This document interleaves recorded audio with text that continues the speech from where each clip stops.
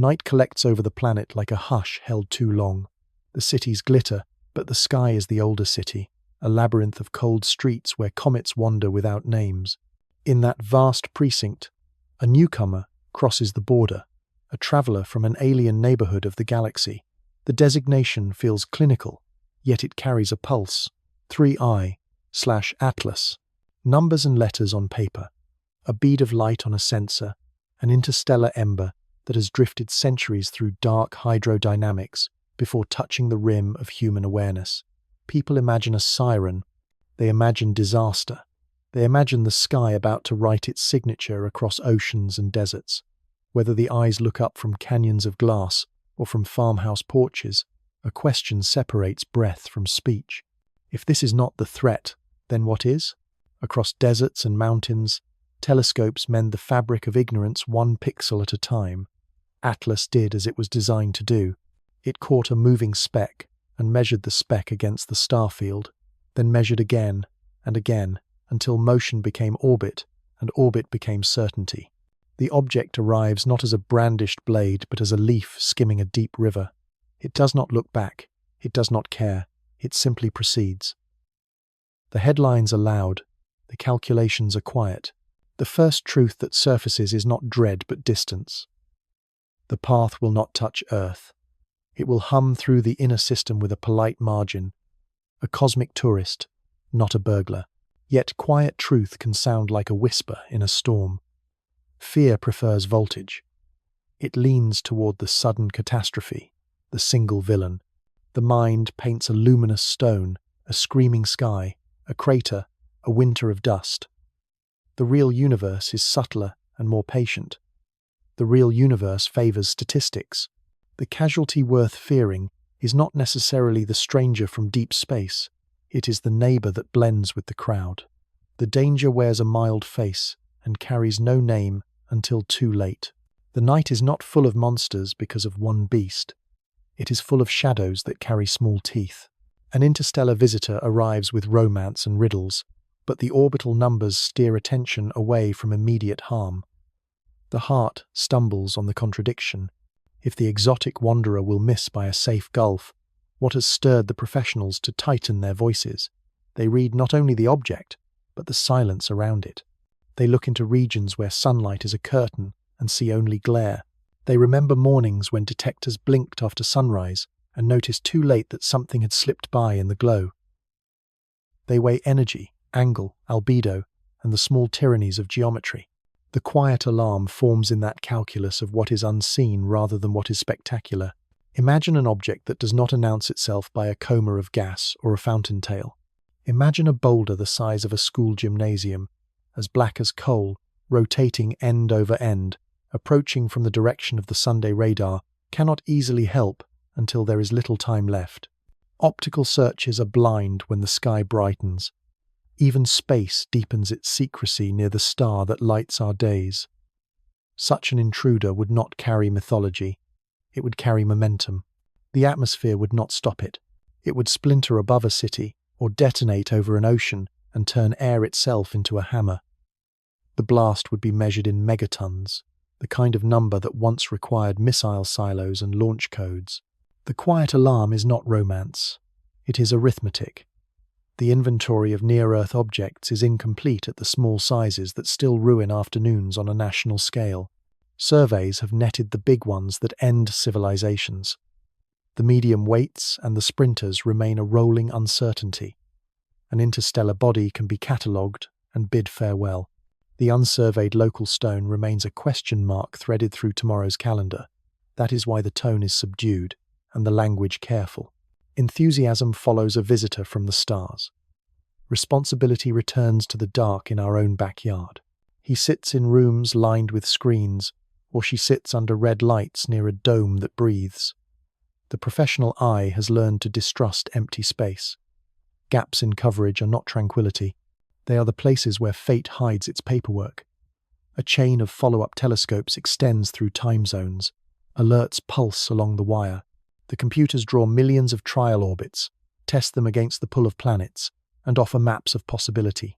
When the maps come back with broad blank regions, the pulse quickens. The universe does not owe anyone the courtesy of an early appointment. This is not dread in the cinematic sense. It is dread written like a ledger, with margins and sums. It is the recognition that a chain is only as strong as its weakest loop in the dawn. It is the understanding that nights with clouds leave holes in history. It is the respect given to the randomness of fragments that broke from older bodies and now travel alone, anonymous, indifferent. The human wish for a single villain chases the wrong silhouette. The true adversary is the compound of darkness, speed, angle, and chance. The visitor from afar, catalogued and modelled, becomes a mirror in which humanity sees its deeper fragility, not because the visitor threatens, but because it clarifies how often safety depends on detection rather than deflection, on early knowledge rather than last-second heroics. The mood turns reflective. A century ago, humanity measured the solar system with pencil ephemerides and photographed comets as faint scratches. Today, camera arrays breathe all night, and pipelines transform light into prediction within minutes. Yet the sky remains larger than ambition. The margin between knowing and guessing is wide enough to hold a city. In that space between precision and ignorance, imagination sketches futures. A future where an unremarkable rock chooses a Tuesday in late spring. A future where the first alarm sounds not from a satellite feed but from a window shattering miles from ground zero. A future where international phone lines wake at the same hour, where mayors learn the vocabulary of shockwave distances and evacuation radii. None of it is inevitable. All of it is possible. The calculus does not insist on tragedy. It insists on respect. Hearts turn toward the sky, not with fear, but with a kind of attention one brings to a sleeping child. Care lives in vigilance. Care lives in the patient craft of calibration, in the maintenance of mountaintop domes, in the plan to move an instrument above the atmosphere so it can stare into glare and see what the ground cannot.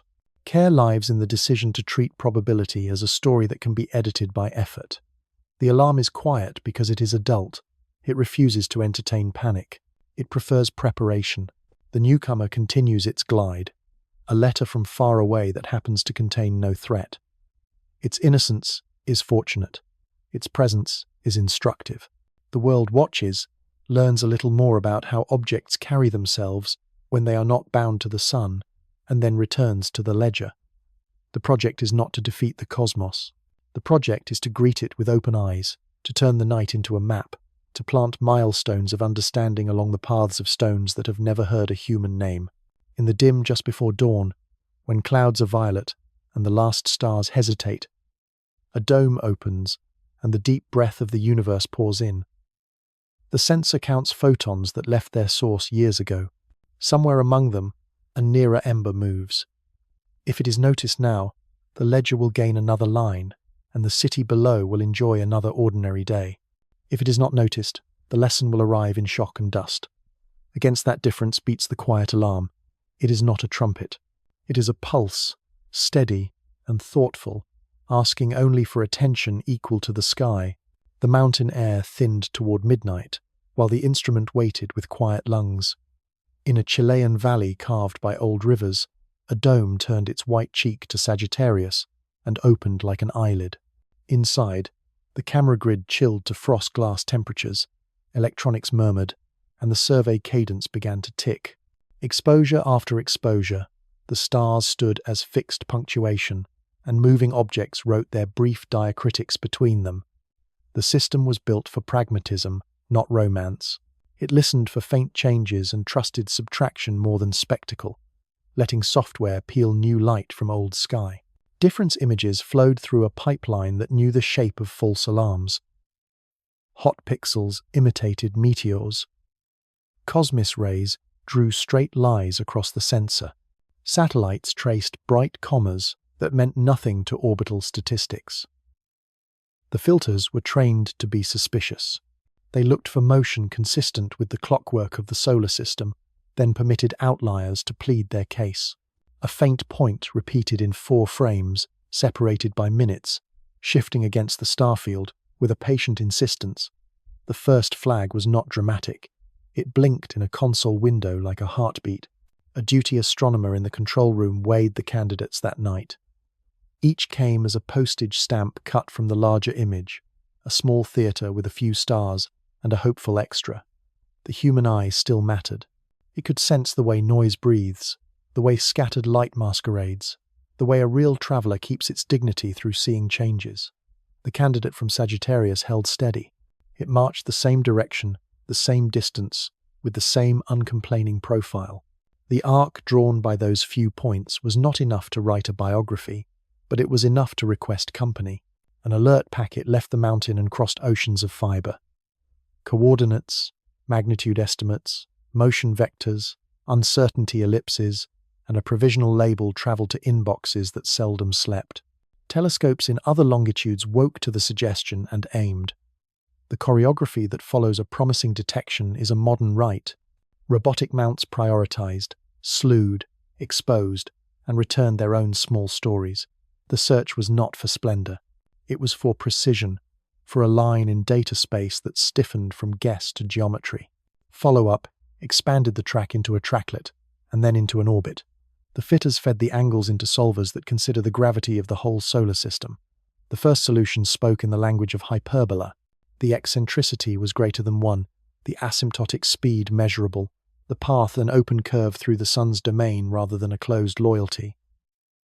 Words like interstellar do not arrive as poetry in those rooms. They arrive as residuals that shrink when the model admits a foreign pedigree. The outlier becomes an envoy from beyond the heliopause simply because Newton insists. Through the same hours, spectrographs tried to harvest photons from a target barely brighter than the background it swam in. The exposure times stretched. Noise had its vote. A whisper of coma appeared in some stacks. A veil of light extended around the point that might have been an artifact, might have been gas leaving ice. If there was outgassing, it was lazy rather than violent, as if the nucleus understood this star was new to it and had not yet warmed the hidden fissures. Colours leaned to neutral. The albedo suggested a surface neither tar, black, nor chalk pale. Any certainty would require more nights and better phase angles, appetites that observation schedules manage like careful diets. Inside the minor notes lay a drumbeat that quickened. Confirmation forced a new kind of attention. Interstellar was a word with history, and with it came habits of caution. It obliged teams to ask if the measurement process could be fooling itself. A machine can succeed so well at filtering noise that it filters out misgivings. The group performed ritual checks. Cross-matching with star catalogues eliminated the chance that a faint variable had donned a false motion. Comparison with known artificial satellites took away the possibility of a slow, high-orbit glint. Simulated insertions proposed counterfeit objects and watched to see if the pipeline could be tricked by its own expectations. Confidence strengthened one small brick at a time. Elsewhere, under different skies, astrometrists measured positions with an insistence only patience can supply. They corrected for optical distortion unique to their glass, for atmospheric refraction that bends images toward the horizon, for timing offsets that can turn a path into a ghost of itself. Each measurement landed on the desk of orbit computers, who speak in weighted averages and standard deviations. The errors bars narrowed like a pair of careful hands. The hyperbolic excess speed settled into a number that looked nothing like a bound visitor from the Oort cloud, and everything like a traveller who had crossed the interstellar street. The strange thing was not danger. The strange thing was normality. The brightness profile did not behave like a comet announcing itself with flamboyant jets. The motion did not curve toward a sudden encounter. It threaded the inner system with considerate distance, a passerby who keeps to the far side of the trail.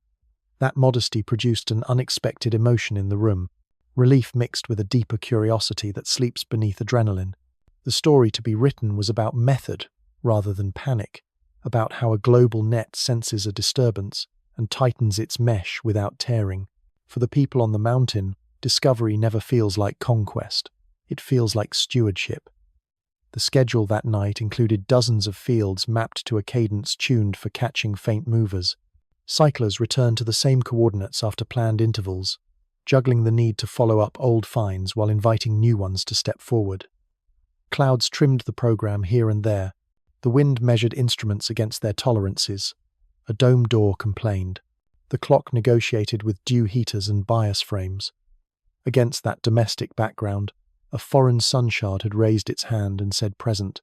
What happens next in such work has less to do with heroism and more to do with bureaucracy, but a bureaucracy trimmed for speed. Observations receive stamp numbers. Circulars draft language that avoids drama and invites scrutiny. Teams assign internal priorities to the most urgent cases and grant this newcomer a lane marked interesting. The telephone moments arrive anyway, though. A student calls a mentor. A mentor calls a colleague halfway around the planet. The phrasing is restrained, but a light turns on in the voice. A real interstellar candidate, with data behaving and a sky location forgiving enough to allow others a turn. Public interest wakes slowly, and then all at once. The name travels through social channels and mainstream spots that translate orbital parameters into human appetite.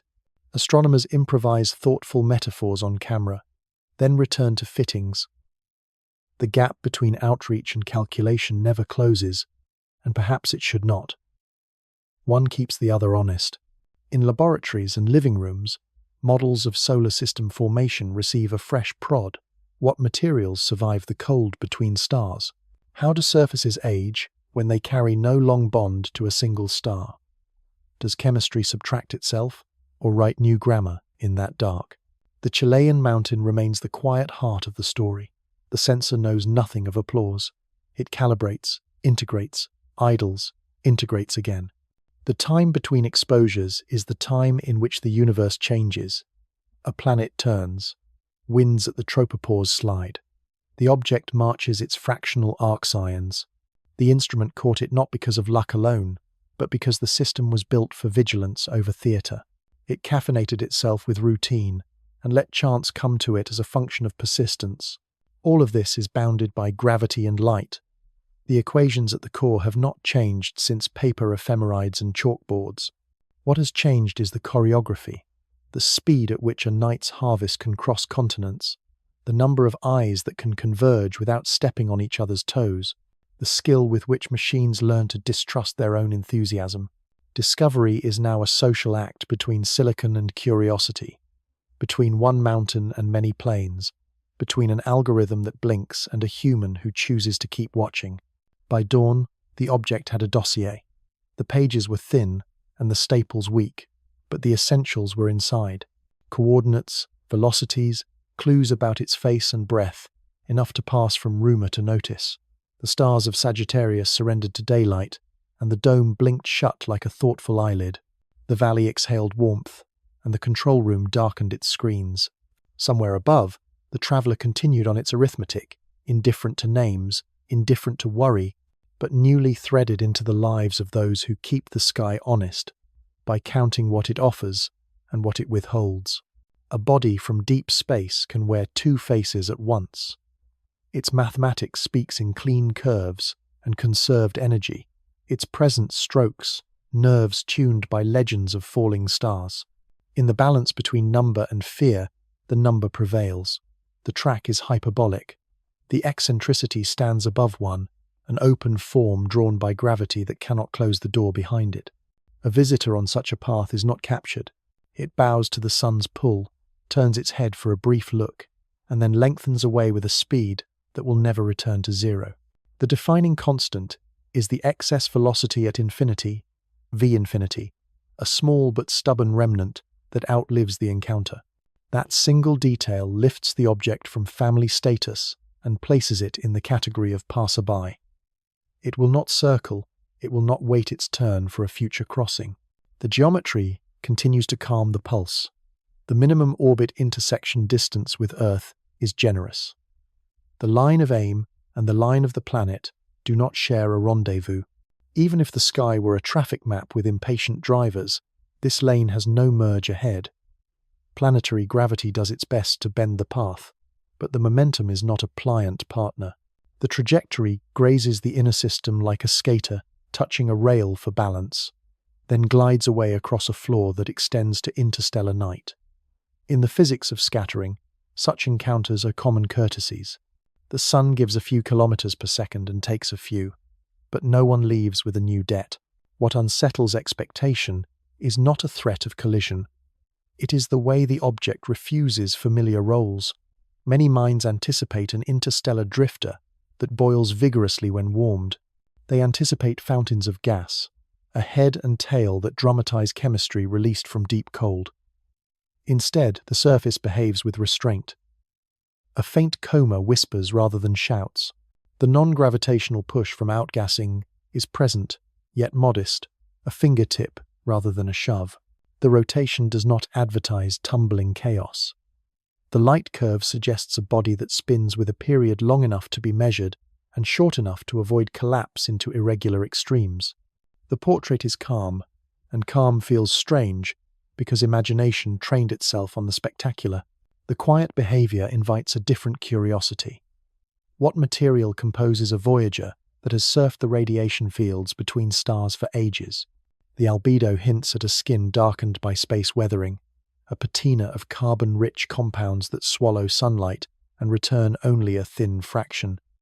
Beneath that lacquer may lie ices hardened by time. When solar heat arrives, subsurface pockets awaken along fractures that behave like old scars.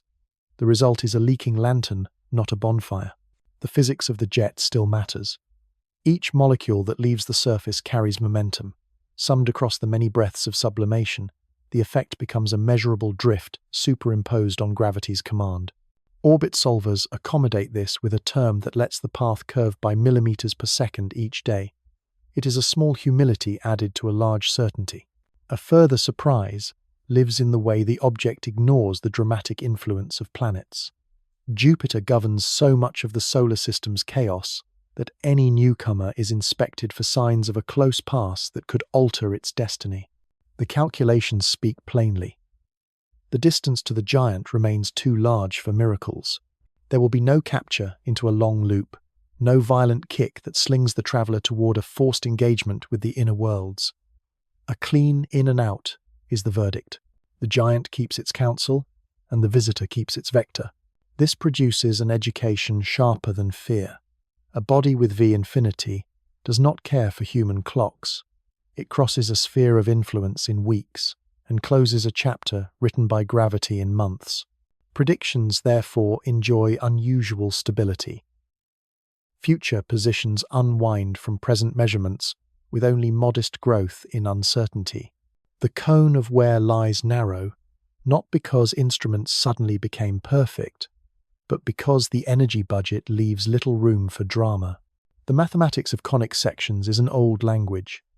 When objects speak it loudly, listeners can relax their shoulders even as they sharpen their pencils. The absence of hazard does not mean the absence of significance. Each interstellar passage writes a line in the census of what the galaxy ejects and what the local neighborhood receives. Number counts constrain formation models. If small, dark wanderers appear more often than anticipated, then planetary systems elsewhere must grind and throw with an efficiency that begs explanation. Perhaps giant planets in other suns move through epochs of migration that fling debris outward. Perhaps tidal fields in crowded birth clusters tease loose the outermost stores of ice. The hyperbola becomes a messenger for statistics as much as for spectacle. Dynamics also teaches humility about detection. The brightness of a small nucleus changes with the square of distance and the angle of sunlight. A body arriving from the solar direction wears a cloak woven by glare. A body that favors the midnight sky still competes with faintness at the edge of reach. That this visitor entered the ledger at all is a credit to wide fields, fast cadences, and patient follow-up. The same tools that measured safety are the tools that reveal limits.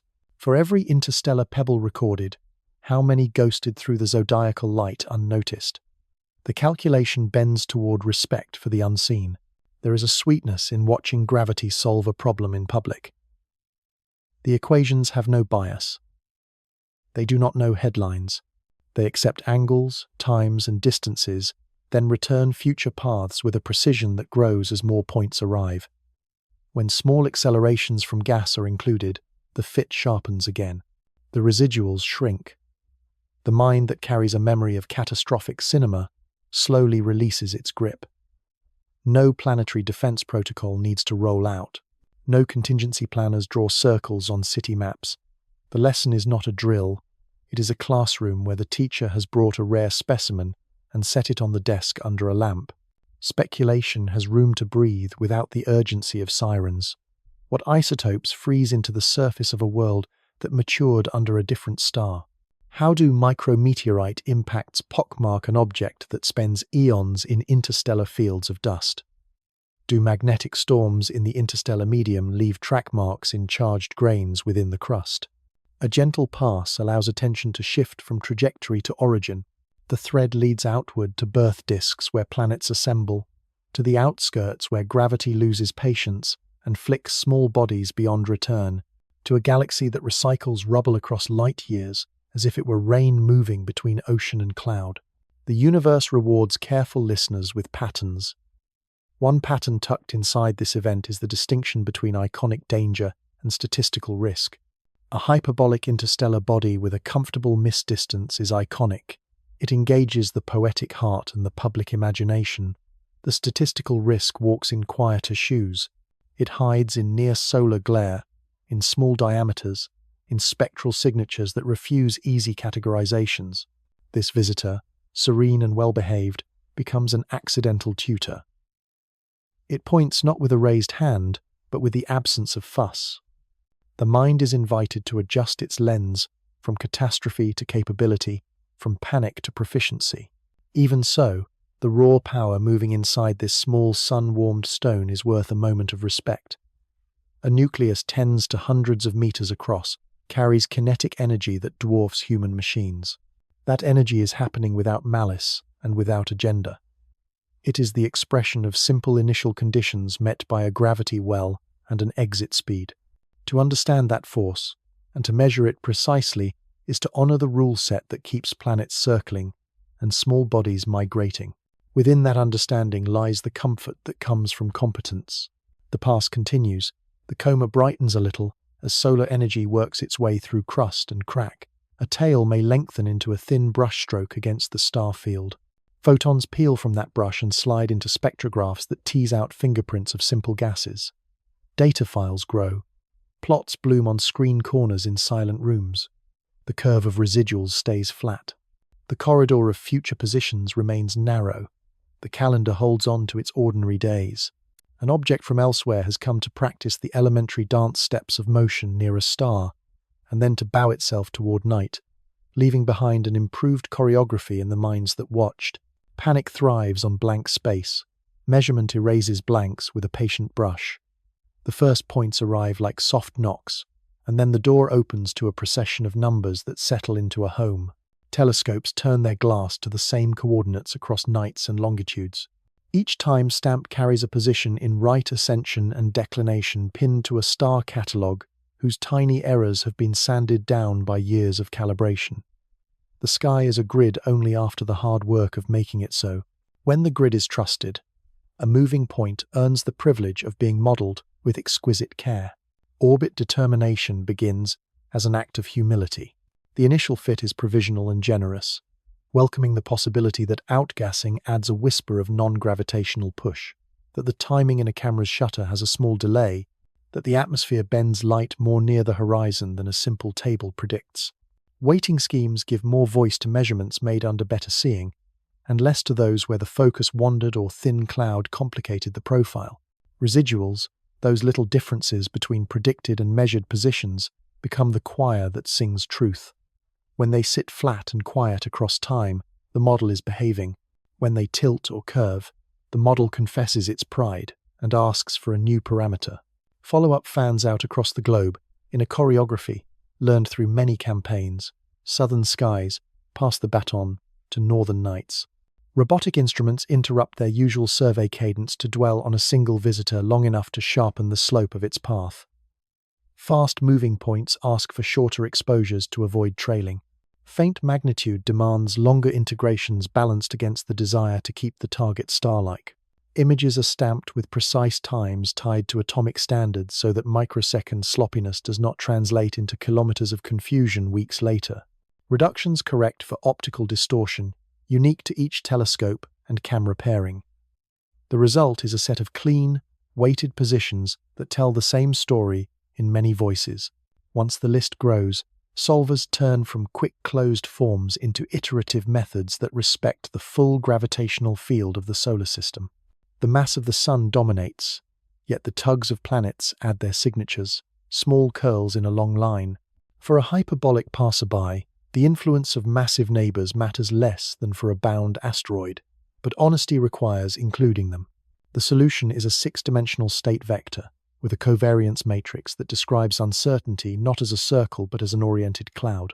That cloud starts large and ghostly, then collapses into a slim cigar aligned with the direction in which data is weakest. Additional nights rotate and pinch the cloud. The future path is not a guess anymore. It is a corridor, narrow and dependable, that can be read by anyone with the right ephemeris. With geometry secured, impact monitors can finally step back from their reflex of caution. There is a machine logic here that resists hysteria. Millions of virtual clones are drawn from the covariance cloud and marched forward in time under gravity and a modest model of non-gravitational drift. The clones avoid the Earth by comfortable margins. The maps of probability grow white where red might have been. The sky keeps its equanimity. This quieting is not a dismissal of risk in general. It is the removal of risk from one particular traveller. Precision is mercy, when the public appetite for drama needs the cool glass of certainty. Photometry contributes a second act to calming nerves. Hold the path steady and watch the brightness fluctuate with rotation. Fit a period and an amplitude. The amplitude hints at shape, the period at spin state. A long, smooth, light curve suggests a body that is not tumbling chaotically. The phase function reveals how its surface scatters sunlight, offering clues about texture and albedo. When combined with assumptions about reflectivity, brightness translates into a rough size estimate. A smaller nucleus reduces imagined energies, and the mind revises its scale of consequence. Polarimetry adds a quieter shade, sensing the alignment of reflected light to probe grain properties in any dust. None of these methods shout. Together, they compose a paragraph in which the adjectives become less apocalyptic. On rare nights when geometry and distance cooperate, radar would be invited to paint the visitor with radio waves and catch the echo. For a fast, far traveller of this sort, the door to radar is often closed, but the discipline still lends a philosophy. Range and range rate lock distances and speeds with a sharpness optics cannot match. Even when unavailable, the memory of past successes frames expectations. The toolkit is complete enough to avoid wishful thinking and sparse enough to keep attention honest. Astrometry against a dense star catalogue leans on a triumph of quiet engineering. The precision of those reference stars rescues orbit fits from insidious bias. Chromatic aberration is tamed. Differential refraction is corrected for color.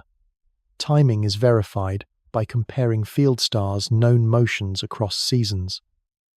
Practices polished in mundane nights pay dividends when something rare sweeps the field. No speech declares the danger gone. The graphs do it instead. A curve of residuals flattens. A plot of misdistance grows a reassuring flaw. A timeline of uncertainty shrinks until daylight can stroll across it without tripping. Coordination acts as a force multiplier. A space telescope peers from above the atmosphere to measure, in wavelengths, the ground cannot see. A mid-latitude observatory weighs in during the handed-off hours between dusk and midnight. An amateur network contributes measurements from clear windows that professionals missed because storm tracks paid no attention to schedules. The central clearinghouse ingests it all and returns updated ephemerides that respect every contribution. Credit distributes as widely as the sky. Confidence, too. With improved orbit knowledge, attention can shift to the subtleties of non-gravitational terms. A standard cometry model contains parameters that scale how thrust from sublimation projects along and perpendicular to the sun line. Fitting these terms keeps the residuals honest and prevents the path from slowly drifting away from reality. The magnitude of the fitted thrust hints at activity level and tells thermal modelers how deep the heat wave must penetrate to reach volatile pockets. When these terms are small and consistent, volatility in human hearts declines in sympathy. The mathematics of close approach distances benefits from context.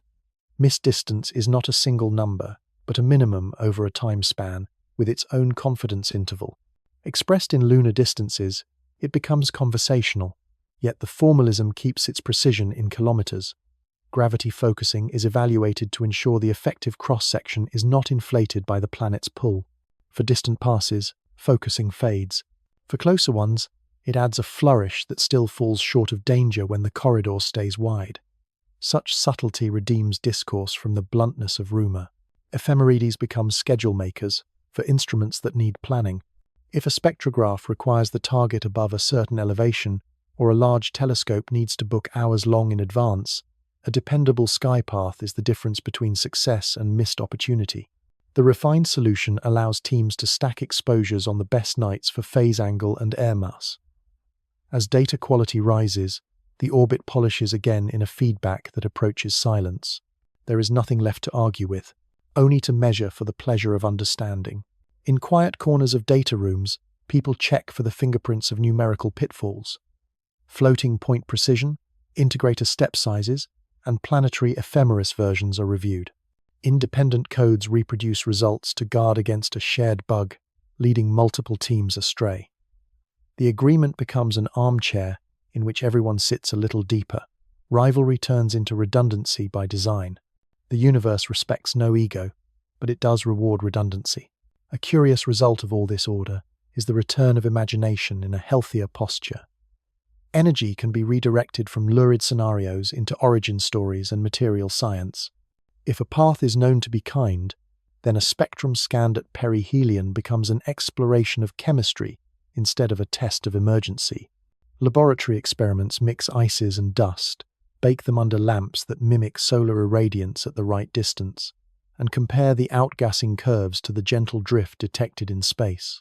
The conversation acquires the warmth of craft. The day the panic folds its tent is unremarkable. There is no trumpet for caution dismissed. There is only the sedimentation of evidence into bedrock. Meetings grow shorter. New targets claim the urgency clock. A clean ephemeris continues to update out of courtesy and habit. The visitor remains in the sky as an object of study rather than a device of anxiety. This is how data tames alarm. It does not scold. It does not mock.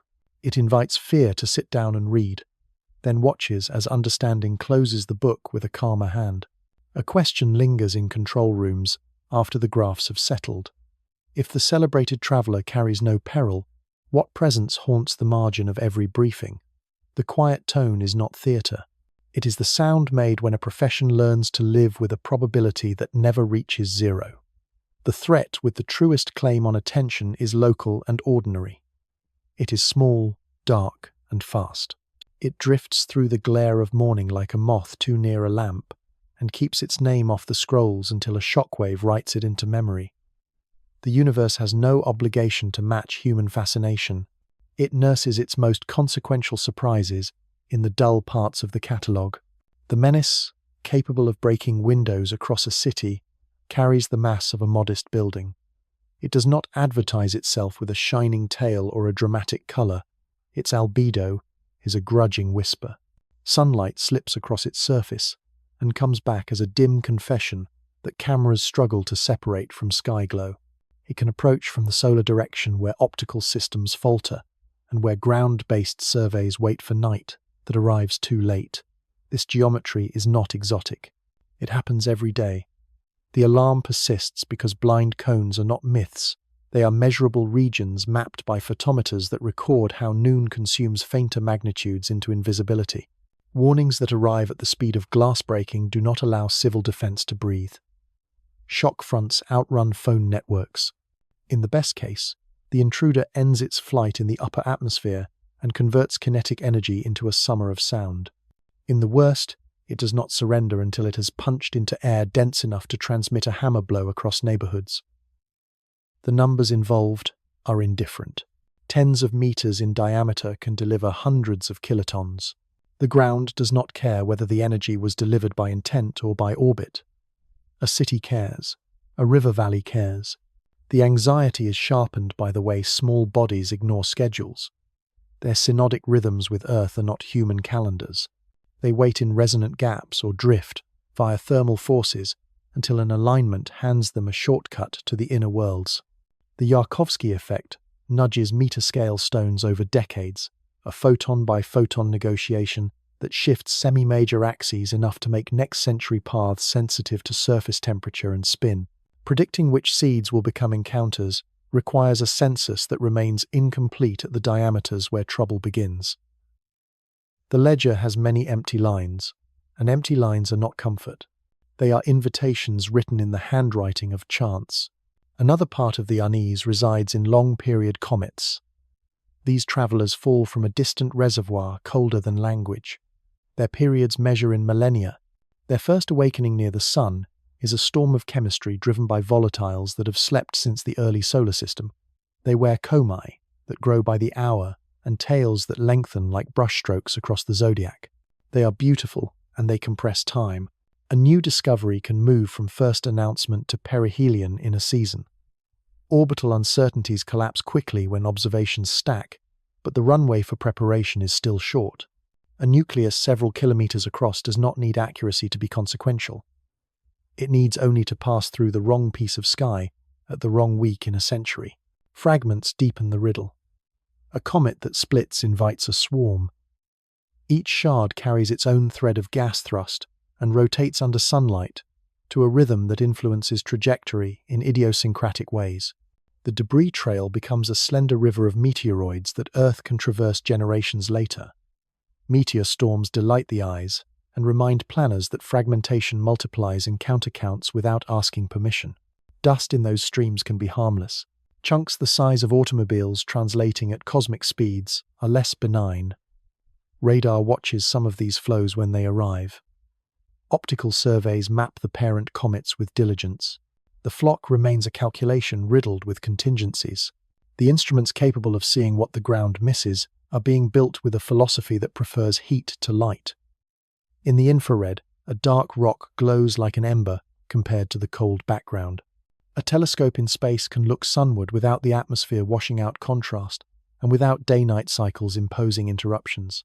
A mission dedicated to this wavelength regime would scan the inner solar system for warm points that betray stony skins. It would turn catalogues into reliable maps and shrink the silent sectors near dawn that inspire caution. The design work is less romantic than public footage of a crater, yet it carries the plain heroism of prevention. Catalogue goals sit on whiteboards like promises. 90% of bodies larger than a certain diameter within or crossing Earth's path is a milestone repeated like a mantra. The large ones are mostly found. Their shadows on sky surveys are easy to see and hard to misidentify. The small ones resist. Weather extracts nights from campaigns. Hardware ages. Funding breathes in fits. Schedules stretch. Every gap in the watch grows teeth. Professionals adopt the posture of gardeners in a dry season, tending what can be tended and refusing to let fatigue turn into cynicism. The sky offers no apology for being large. Even when detection improves, dynamics keeps its share of mischief. Uncertainties are not evils to be banished, but honest reflections of knowledge. An orbit known to a few kilometers today becomes an ellipse of possibilities in a decade. Planetary encounters inflate that ellipse into a fan that covers space like a tarot of futures. Each branch represents a slight difference in where a small body passed relative to a planet's gravity well, and how that tiny deflection blossomed years later. Tracking keeps the fan trimmed. Breaks in tracking let it spread like a rumor. The alarm refuses to sleep because the math guarantees that ignorance expands when neglected. Risk is also a landscape drawn by humans. Cities lie near rivers and coasts. Power grids knit across plains. Supply chains lean on ports that can be vulnerable to a blast even far offshore. An airburst over an ocean may collapse only a wave field. An airburst over a grid node can turn a region into a study in improvisation. Planning meetings speak about lifelines and recovery times. They speak about sheltering in place versus evacuations that clog roads. None of that vocabulary belonged to astronomy a century ago. It belongs now because asteroid hazard has matured from spectacle into a utility problem. The quiet alarm persists because the task is not entertainment. It is continuity. The philosophy behind the worry is precise rather than anxious. It says that a risk with low probability and high consequence deserves systematic attention, especially when mitigation is possible. Detection buys time. Time buys options. Options separate a world that watches dust, fall from a world that counts casualties. Engineers sketch kinetic impactors that nudge orbits over years. Lawyers draft language for coordination across borders when trajectories cross jurisdictions. Communicators write templates that explain without embellishment. Psychologists consult on how to phrase uncertainty in a way that invites trust. The web of preparation is the true subject of late-night meetings, not a single spectacular rock. Training days for this craft look nothing like Hollywood. They look like tabletop exercises where analysts walk decision-makers through timelines shaped by detection dates and lead times. They look like air traffic protocols adjusted for a test in which a small harmless payload stands in for a potential intruder, and microphones record how information travels under pressure. They look like school gymnasiums, repurposed as shelters to time how long it takes to open cots and distribute water. The truth that keeps the alarm steady is that society can practice calm. Practice is not a guarantee, it is a lever. The spectre that owns the most real estate in late thoughts is ordinary. It is a 10 to 50 meter body moving on a path offset from the sun by a sliver of angle during the week that a front brings clouds to the western hemisphere. It slips through and announces itself with a flash in the upper atmosphere. Windows break in a sympathetic wave. People run without knowing where to go.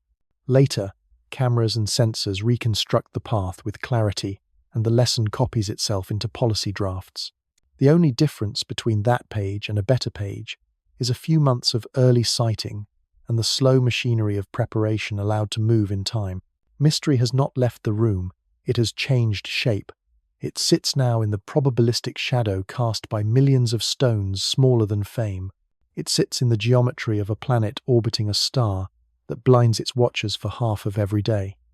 It sits in the tension between a civilization that can calculate and a civilization that must decide. The quiet alarm continues not because the sky is malevolent, but because it is relentlessly indifferent.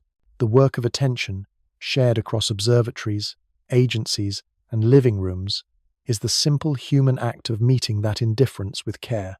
The question is not who claims the headline.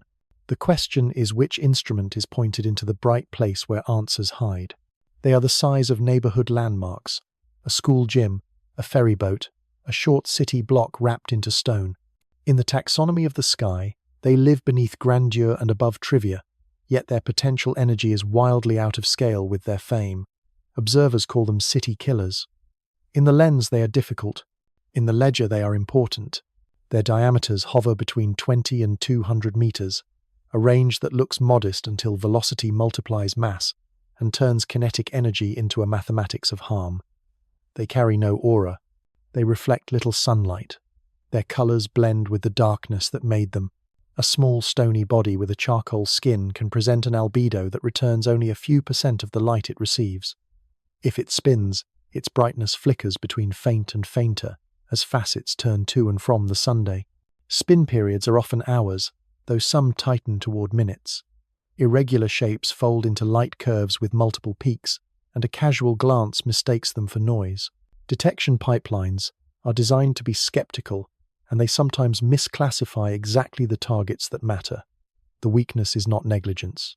It is geometry bullies paired with physics that refuses to cooperate with convenience. Approach direction sets a trap.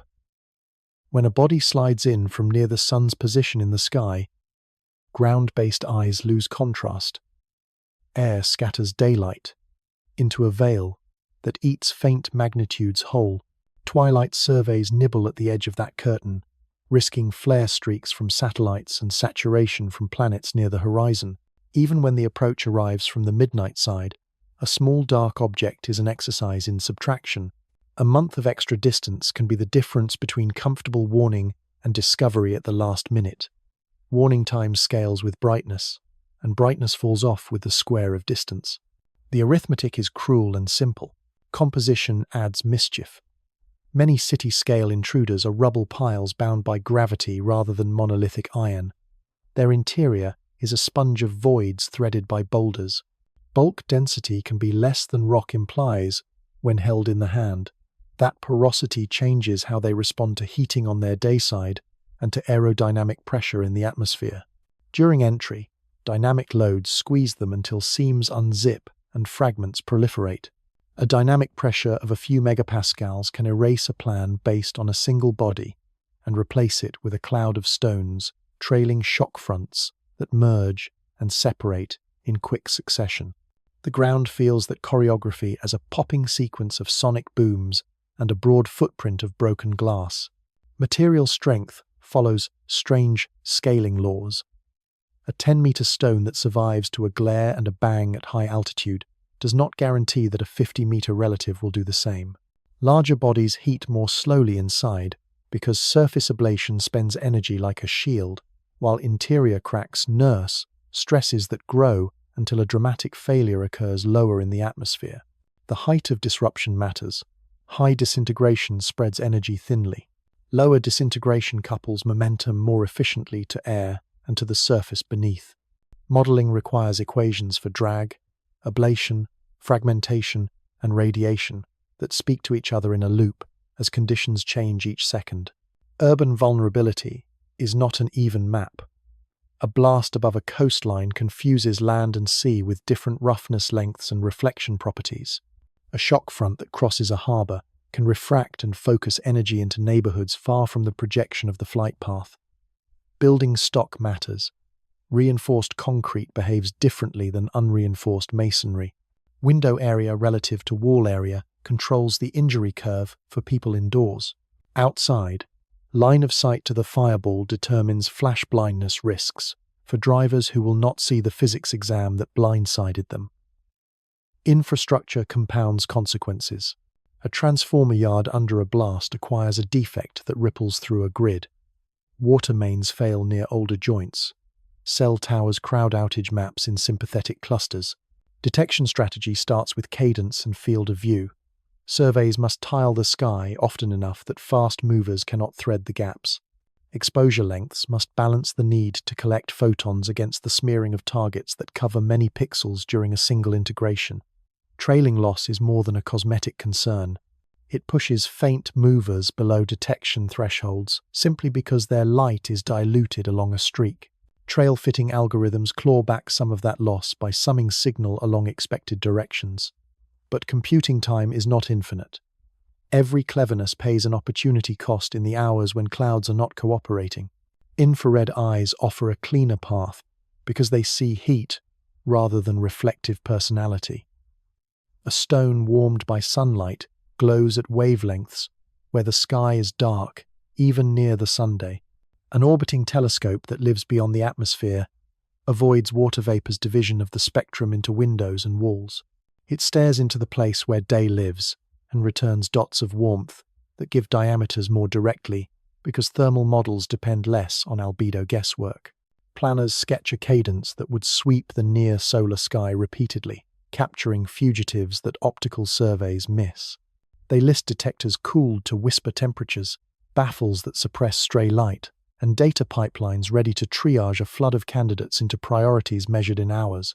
Prediction tools speak in scales of risk, designed to help minds keep their balance. The numbers score potential impacts against background levels, collapsing the tangle of probability and energy into a single dimension of attention. A body that merits a higher score earns more nights of follow-up and more computational hours that run virtual clones under the gravity of all planets for decades into the future. The physics is simple. The practice is patient. Small uncertainties today become big fans of possibility later. The choke point is almost always time dedicated to reducing those uncertainties while the target is still bright enough to measure. Rotation changes everything slowly. The thermal thrust from sunlight absorbed on the day side and re-emitted after dusk nudges small bodies through space. The Yarkovsky effect grows when surfaces are dark, when spin axes tilt just so, and when a body's day length falls in the right range. A push of millimeters per second over years adds up. Resonances with planetary periods act like traffic circles that either soothe movement into new lanes or sling it toward busy intersections. This quiet physics edits the future inventory of approaches decades before the alert that any single one exists. Deflection strategies cannot ignore the fact that the targets in question are fragile. A kinetic ram that works wonders on a firm target might shatter a porous body into a problem with more pieces.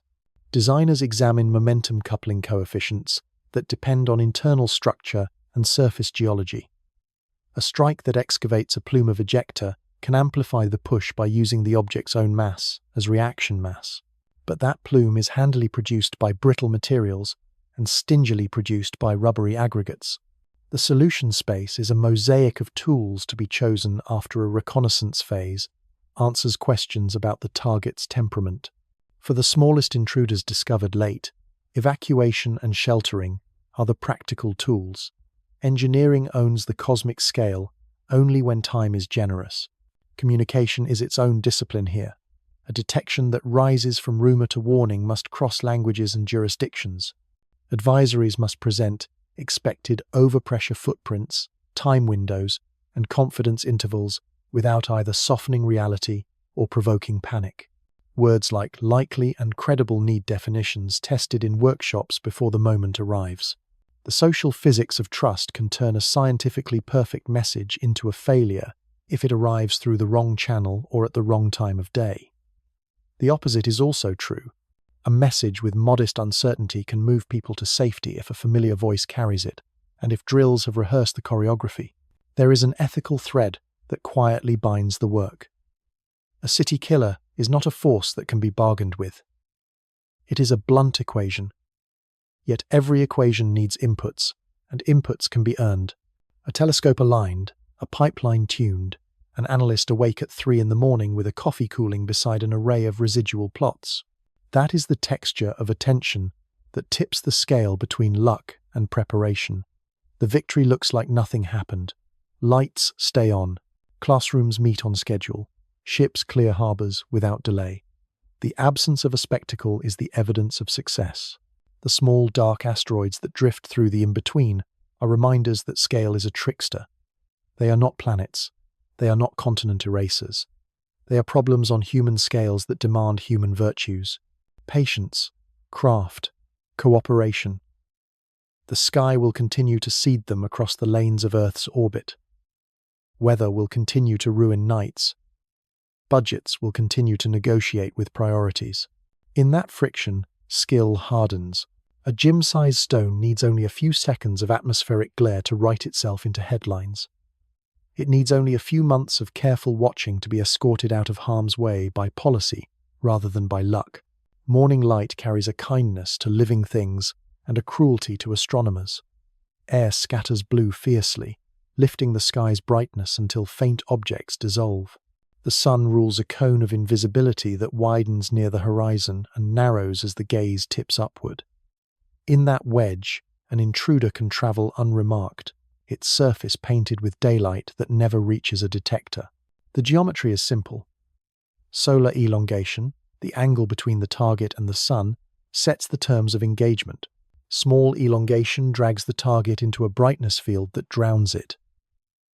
Even a perfect mirror of a telescope cannot manufacture contrast against daylight that has filled the atmosphere with glittering dust. The blind cone is not a metaphor.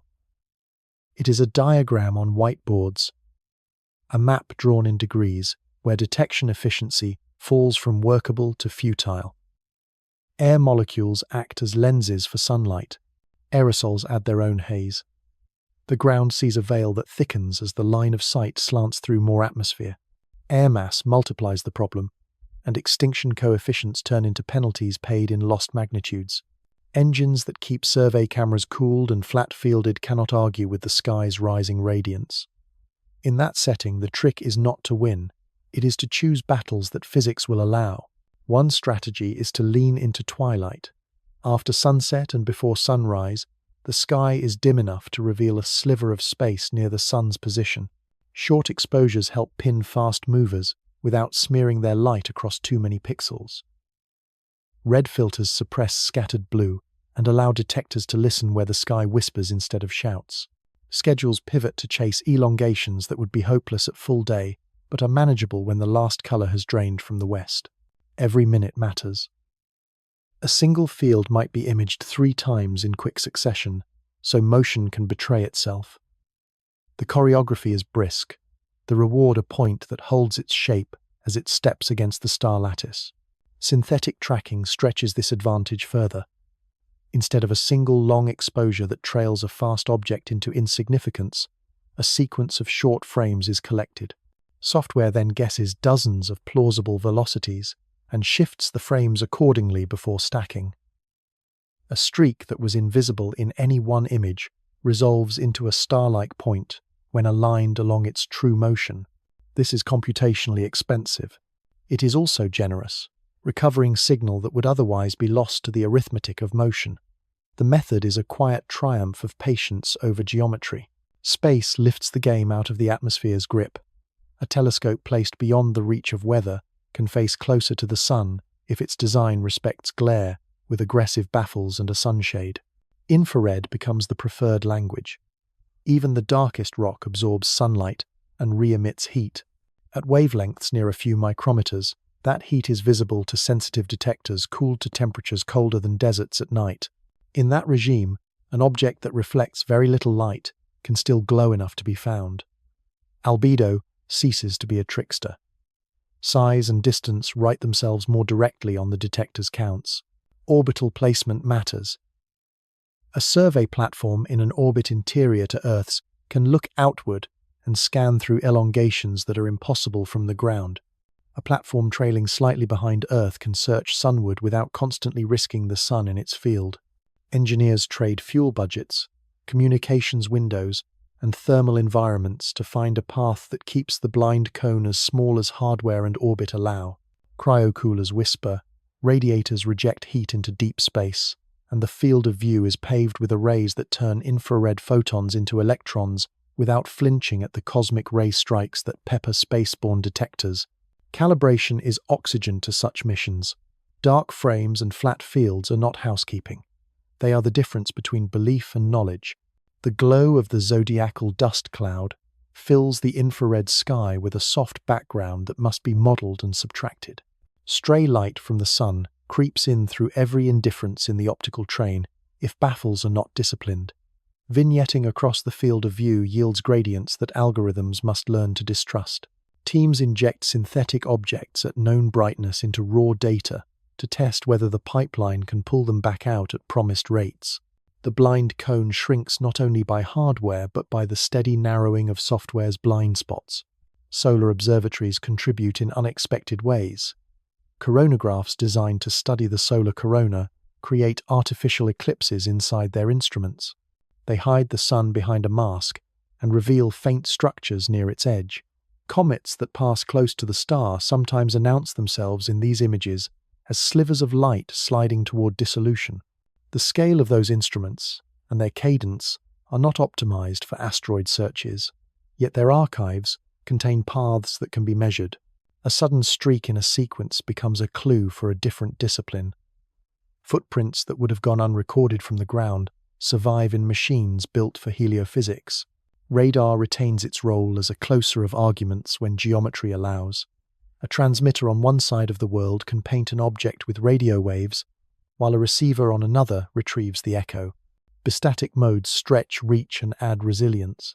The power needed increases with the fourth power of distance, a punishing law that restricts radar to a small neighborhood, but within that neighborhood the detail is exquisite.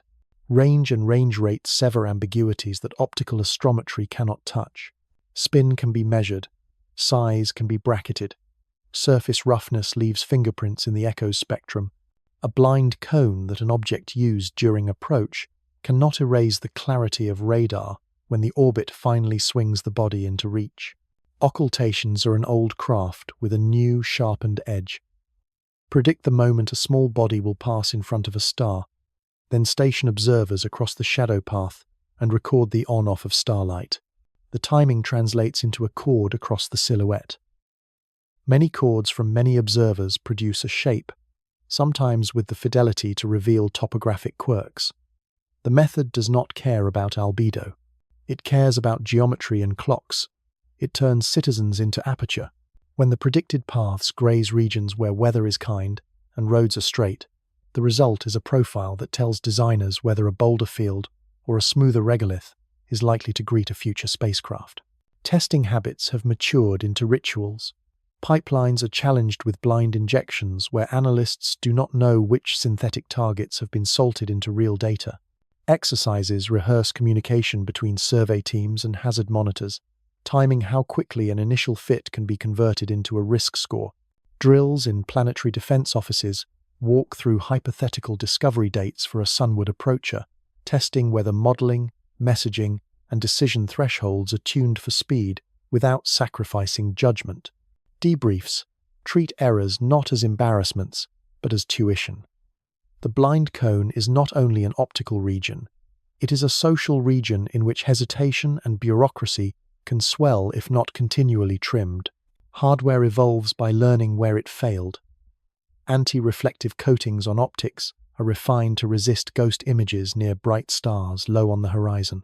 Shutters gain reliability so their timing does not smear the fast end of motion. Detectors grow larger, then are stitched into mosaics that tile the sky with fewer gaps. Mounts learn to accelerate and settle with less vibrational hangover, so that a minute of twilight can hold one more field. Each small improvement is a brick taken from the wall that light draws around the Sunday. Atmospheric modeling assists ground efforts by predicting sky brightness down to useful detail. Aerosol content, humidity, and moon phase feed models that forecast the contrast attainable each night. Survey managers assign their most aggressive twilight programs to the nights when nature is in a generous mood and retreat to deeper sky work when haze will punish ambition. The math that peers through air is not romance. It is radiative transfer, scattering phase functions, and the idiosyncrasies of each site's microclimate written into software that schedules telescopes as if they were pieces in an orchestra. All of these tools meet in a single hope. The approach from the sun becomes less of a sanctuary for surprises. A rock that once would have appeared without introduction arrives with weeks of warning and a reliable ephemeris. Emergency planners receive maps with times and confidence intervals. Pilots are briefed on airspace adjustments. Maritime authorities nudge shipping lanes if an offshore airburst is predicted. None of this guarantees serenity. It replaces improvisation with choreography. It grants a day that bends away from harm, not by luck, but by attention stretched into the brightest part of the sky. The sun will always hold a fragment of secrecy. Physics grants the star that privilege. Yet telescopes on mountains and telescopes in orbit are learning to read nearer to the flame. They do it with glass and metal, with cold detectors and warm software, with scheduling that counts minutes like coins, with drills that make memory out of hypotheticals. The blind cone narrows, not to zero, but to a slice that leaves more of the future visible. In that visibility lives the possibility of an ordinary morning, where an extraordinary visitor is greeted with a plan rather than a gasp. They fall from a cold, so complete that chemistry slows to a whisper.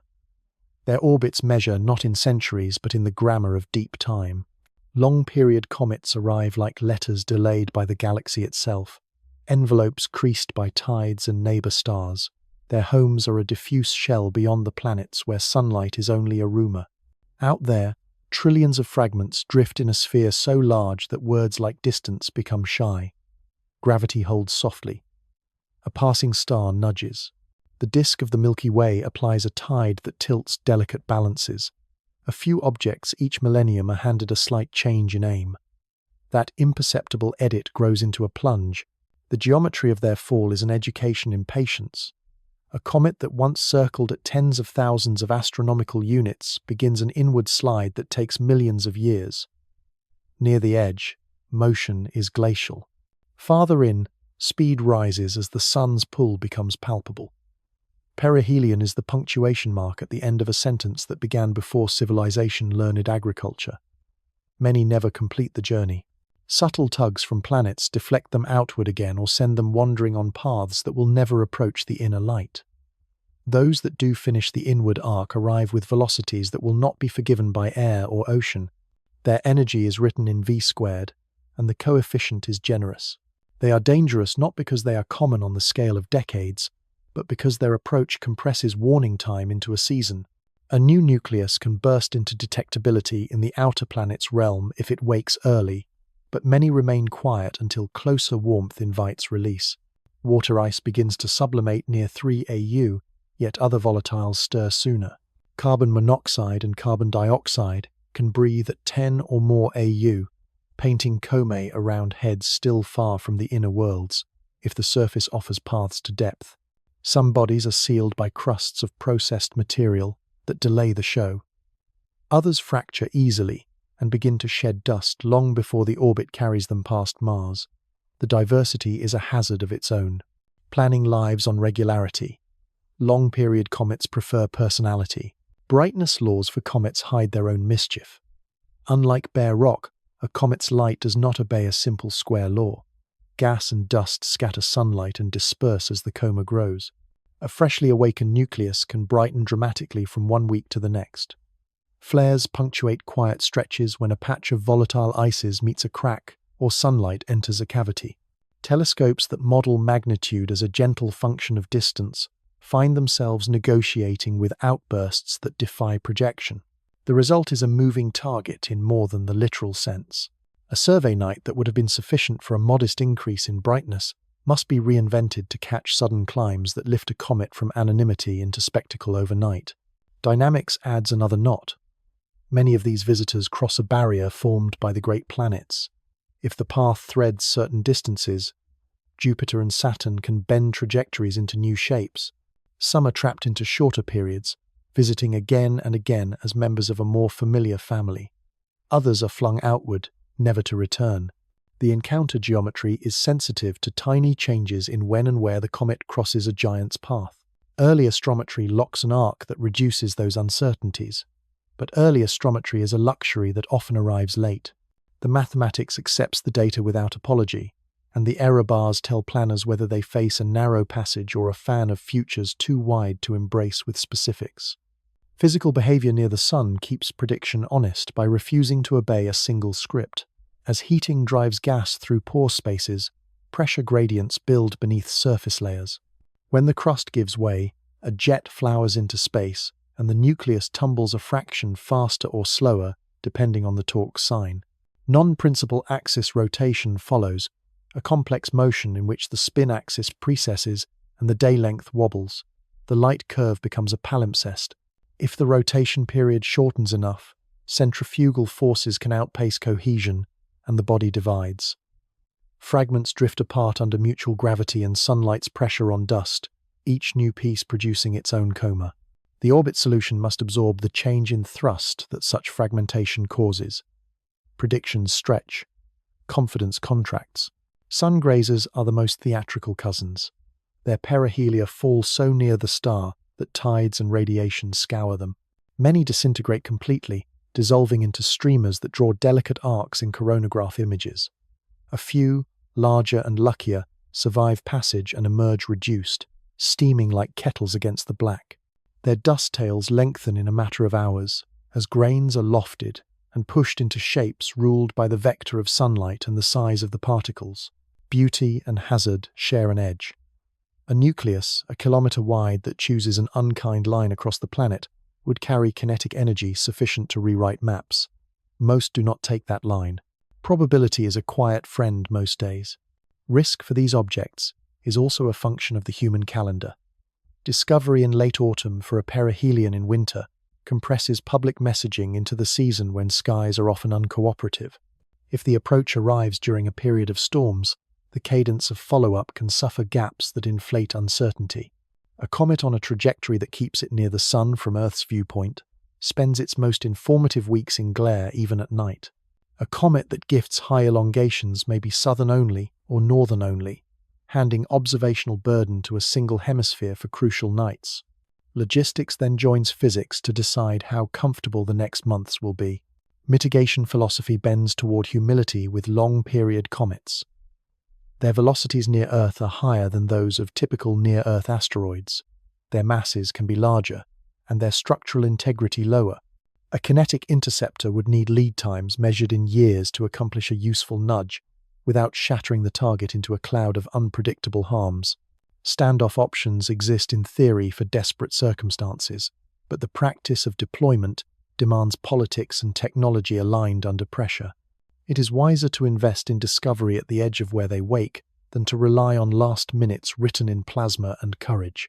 Detection in the cold favors large apertures with wide fields that can sweep the ecliptic and beyond. Comae at great distance are low-contrast wisps that yield their presence to patient stacking. Spectroscopy hunts for the rotational lines of carbon monoxide in the millimeter band and the vibrational features of carbon dioxide in the infrared. Those signatures do more than announce activity. They forecast the thermal budget of the months ahead, hinting at how forcefully outgassing will shift the orbit. Photometry tracks fading and brightening with a cadence that respects both rotation and jets. If a surface is patchy, the curve grows modulated. If the nucleus bifurcates, the modulation matures into something stranger that gives the modeler both a headache and a gift. When fragments survive, they seed meteoroid streams that Earth may cross centuries later. Dust is mostly poetry then, a skywriting in slow motion that lands as meteor showers. Sometimes, though, fragments large enough to survive atmospheric entry ride the stream like pebbles in a river. Awareness of the parent object's history informs predictions for such encounters. Radar watches the upper atmosphere for bursts that mark dense clumps. Optical patrols record rates and radiant points. The influence on hazard is indirect but real. It is a reminder that a single inward fall can write consequences on calendars far from perihelion. There is a philosophical weight to their arrival that no table can tabulate away. A long-period comet is time made visible.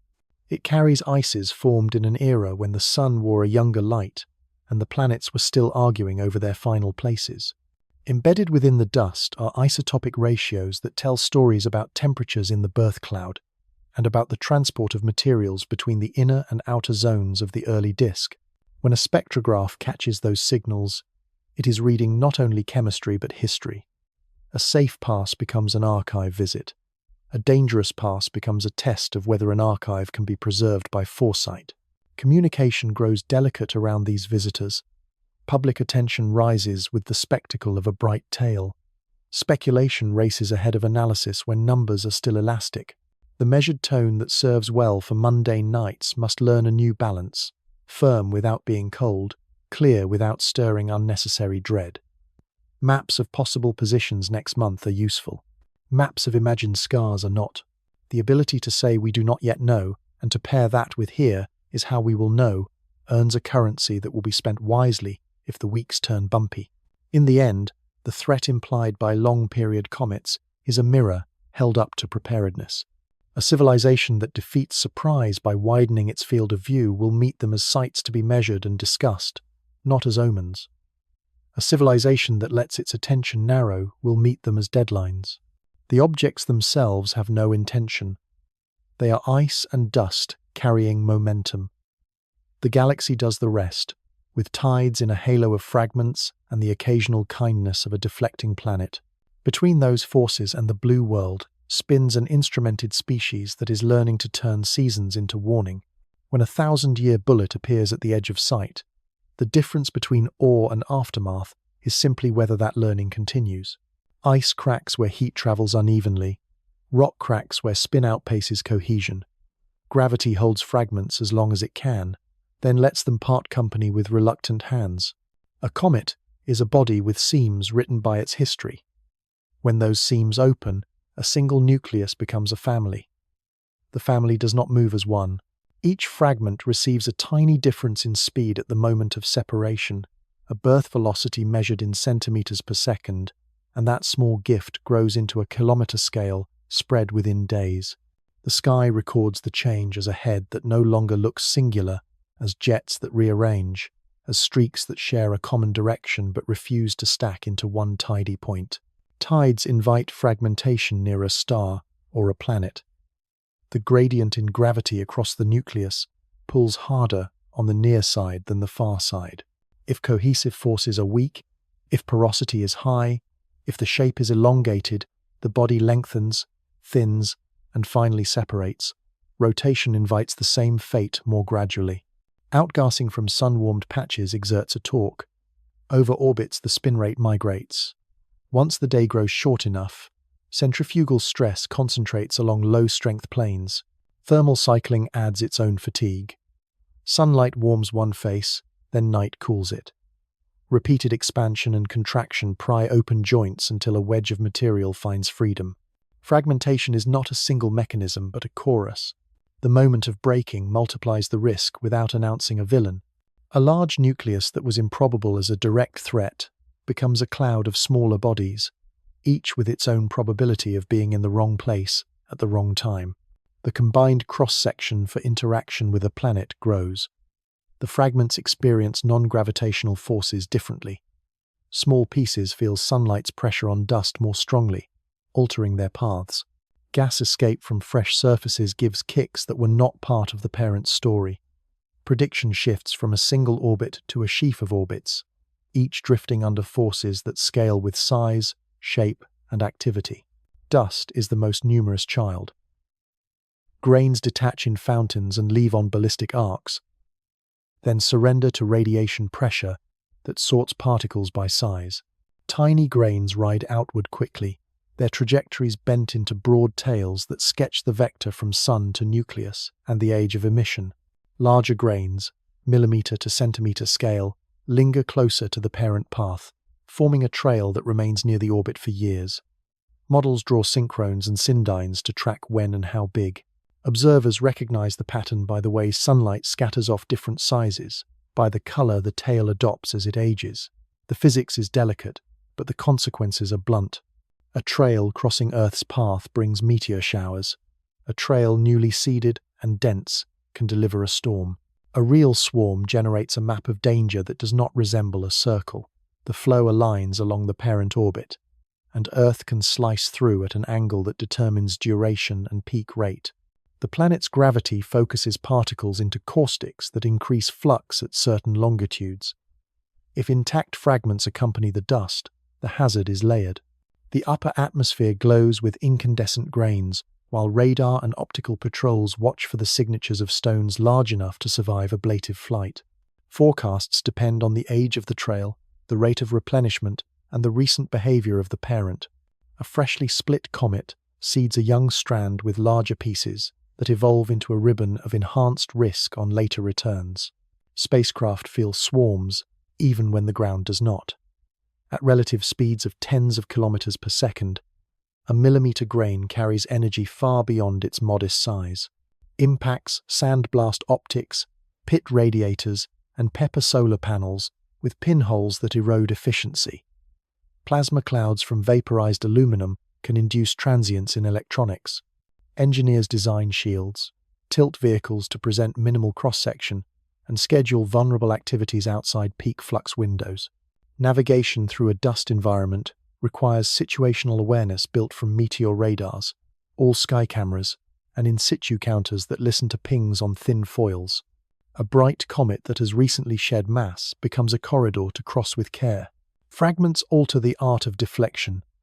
A mission tuned to nudge a single coherent body may encounter a cluster with diverse structures. Some pieces are monoliths. Others are loose agglomerations with the consistency of packed snow. A kinetic impactor relies on momentum transfer that is amplified when ejector escape speed is low and the plume is strong. A fluffy aggregate may absorb the blow with less ejector and less net push.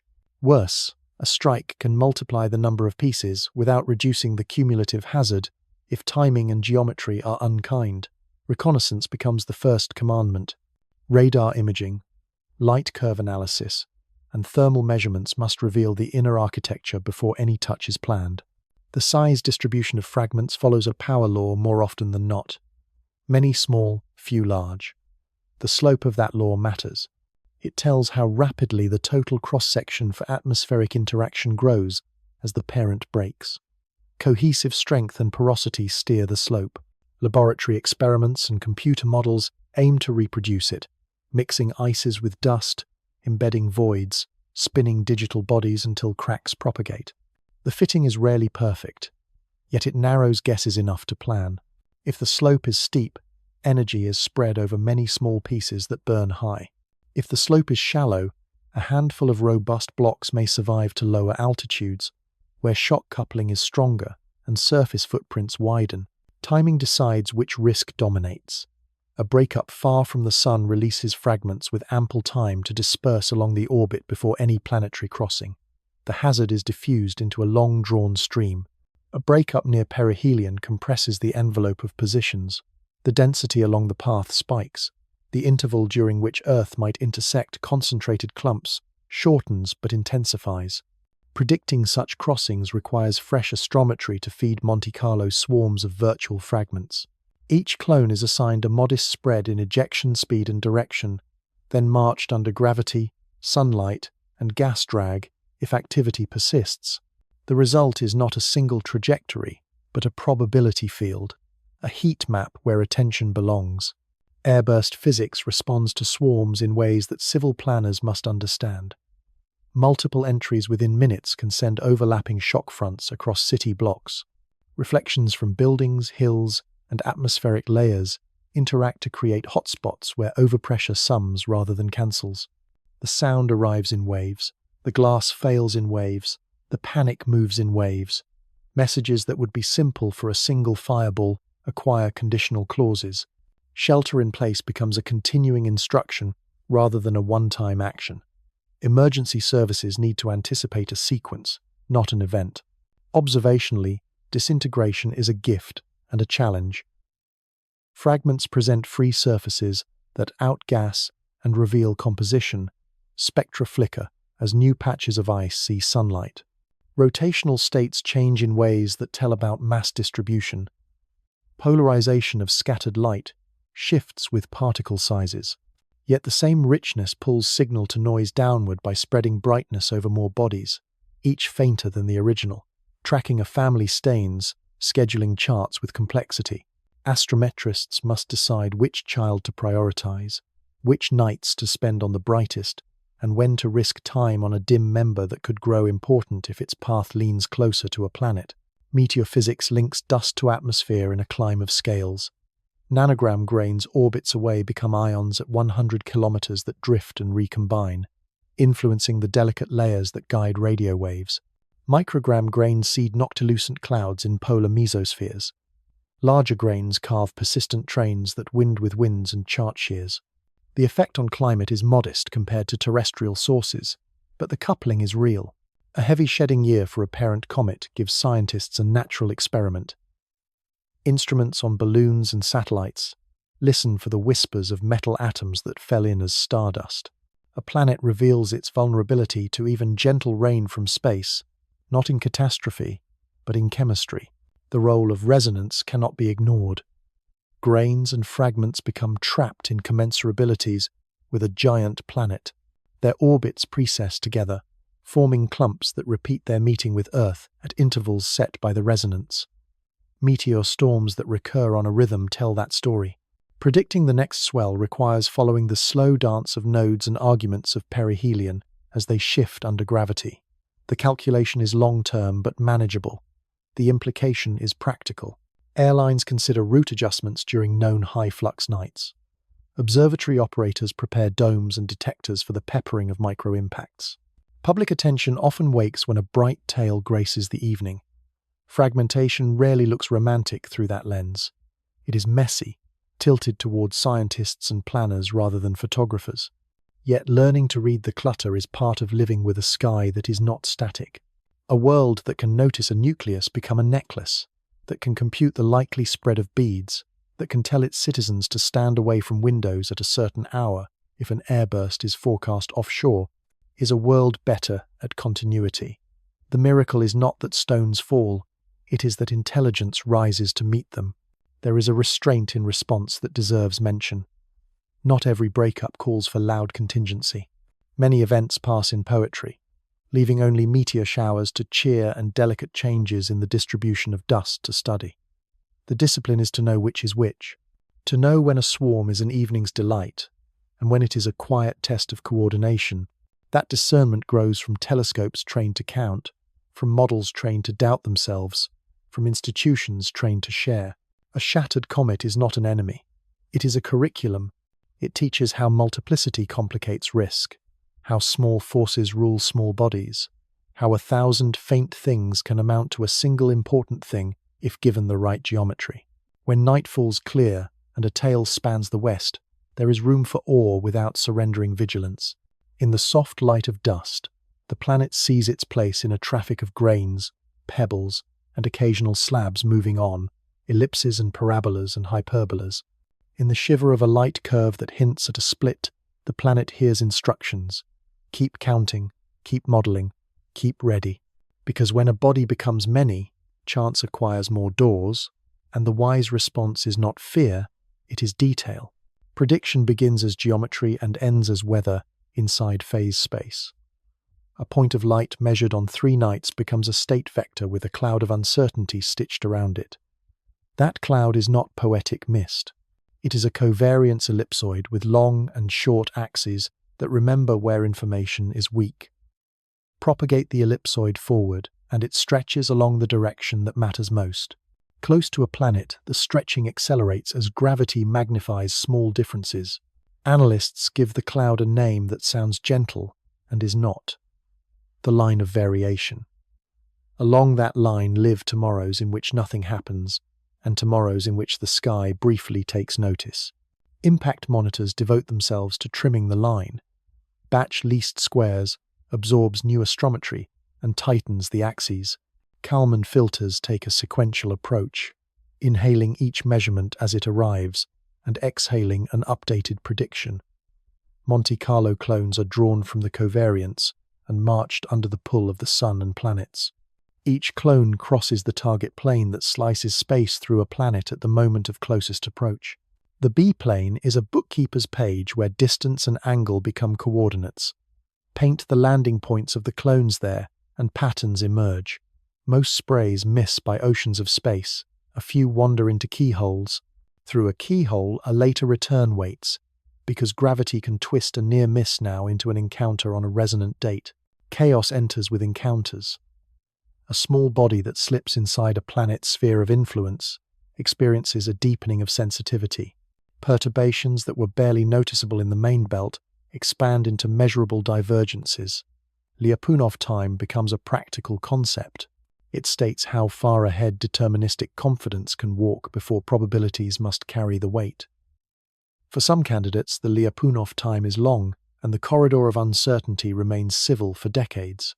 For others, a single pass near a planet reduces the horizon. Predictions become fans that require fresh data to keep them honest. Physics refuses to be only gravity.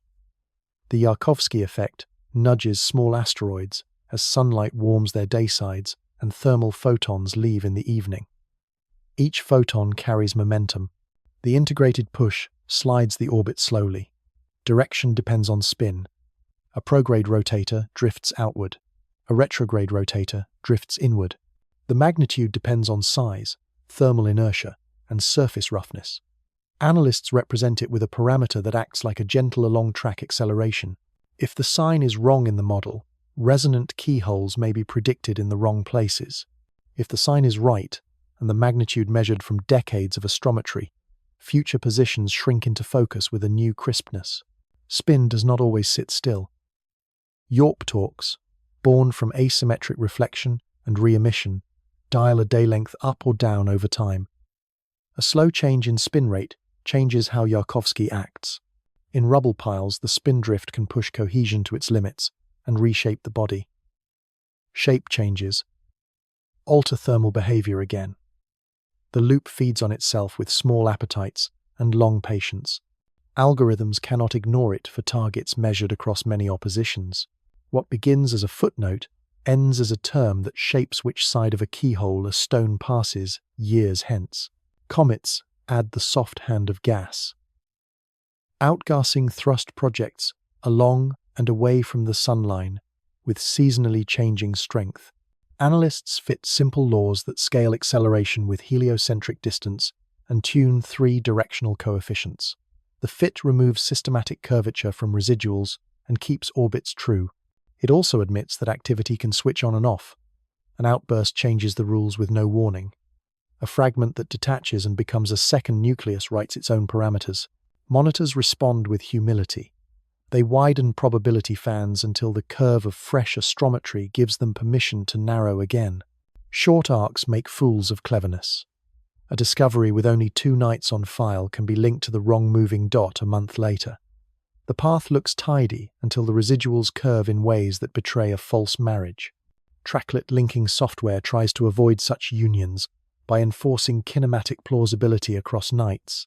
It also risks missing the real partner in a sky filled with streaks from satellites and glints from upper stages. False positives waste follow-up time. False negatives lose objects to the dark. To triage, machine learning models score candidates by features learned from years of success and failure. The models are careful assistants, never judges. Human eyes still sit at the end of the line. Planetary ephemerides are not the weak link they once were, yet their uncertainties remain part of the sum. Tiny differences in a giant's position at a future date matter when a small body will thread a corridor near that giant. Relativity contributes corrections that are small for daily life and necessary here. Solar oblateness adds a whisper. Solar radiation pressure matters for objects with high area to mass ratios, from thin plates of space junk to very small natural fragments. Sometimes the path says asteroid, while the brightness says something lighter. A sudden drift too large for Yarkovsky tells on a hollow target and moves it from hazard lists to artificial catalogues. Radar acts like a thunderclap in a quiet room when geometry allows. Range cuts a swath through uncertainty that optics cannot. Range rate pins velocity in the line of sight with exquisite precision. Delay Doppler images sharpen into coarse silhouettes that reveal spin and size. One pass can remove families of futures in an afternoon. The challenge is reach. Power falls off with the fourth power of distance. Few targets enter the small sphere where radar dominates. When they do, algorithms step aside to let physics done by echo take the floor. Occultation astrometry is the slow craftsmanship of prediction. Place observers along a transverse, record a star winking off and on, and turn timings into chords. A shape appears. Center of figure replaces center of light in orbit fitting. Biases small enough to hide inside noise estimates vanish.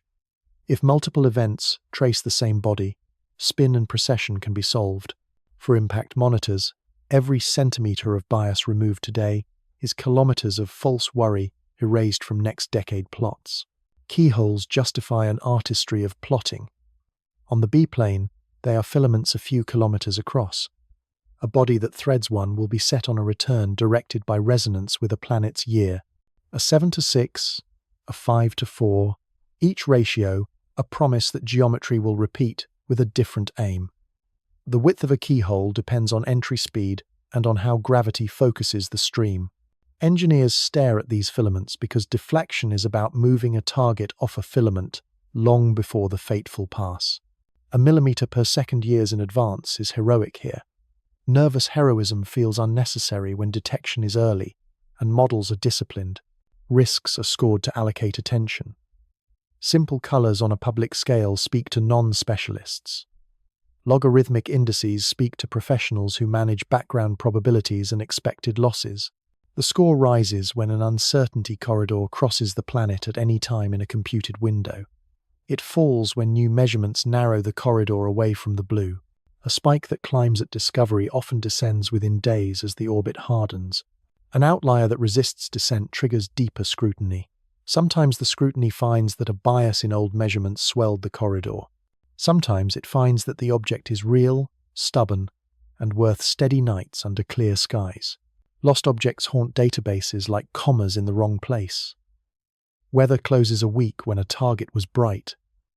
The moon washes fields white. Funding clears late. The next opposition comes with a search box too large to tile.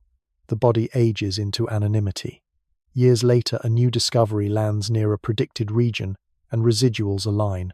The lost returns, with a new name stitched to an old soul.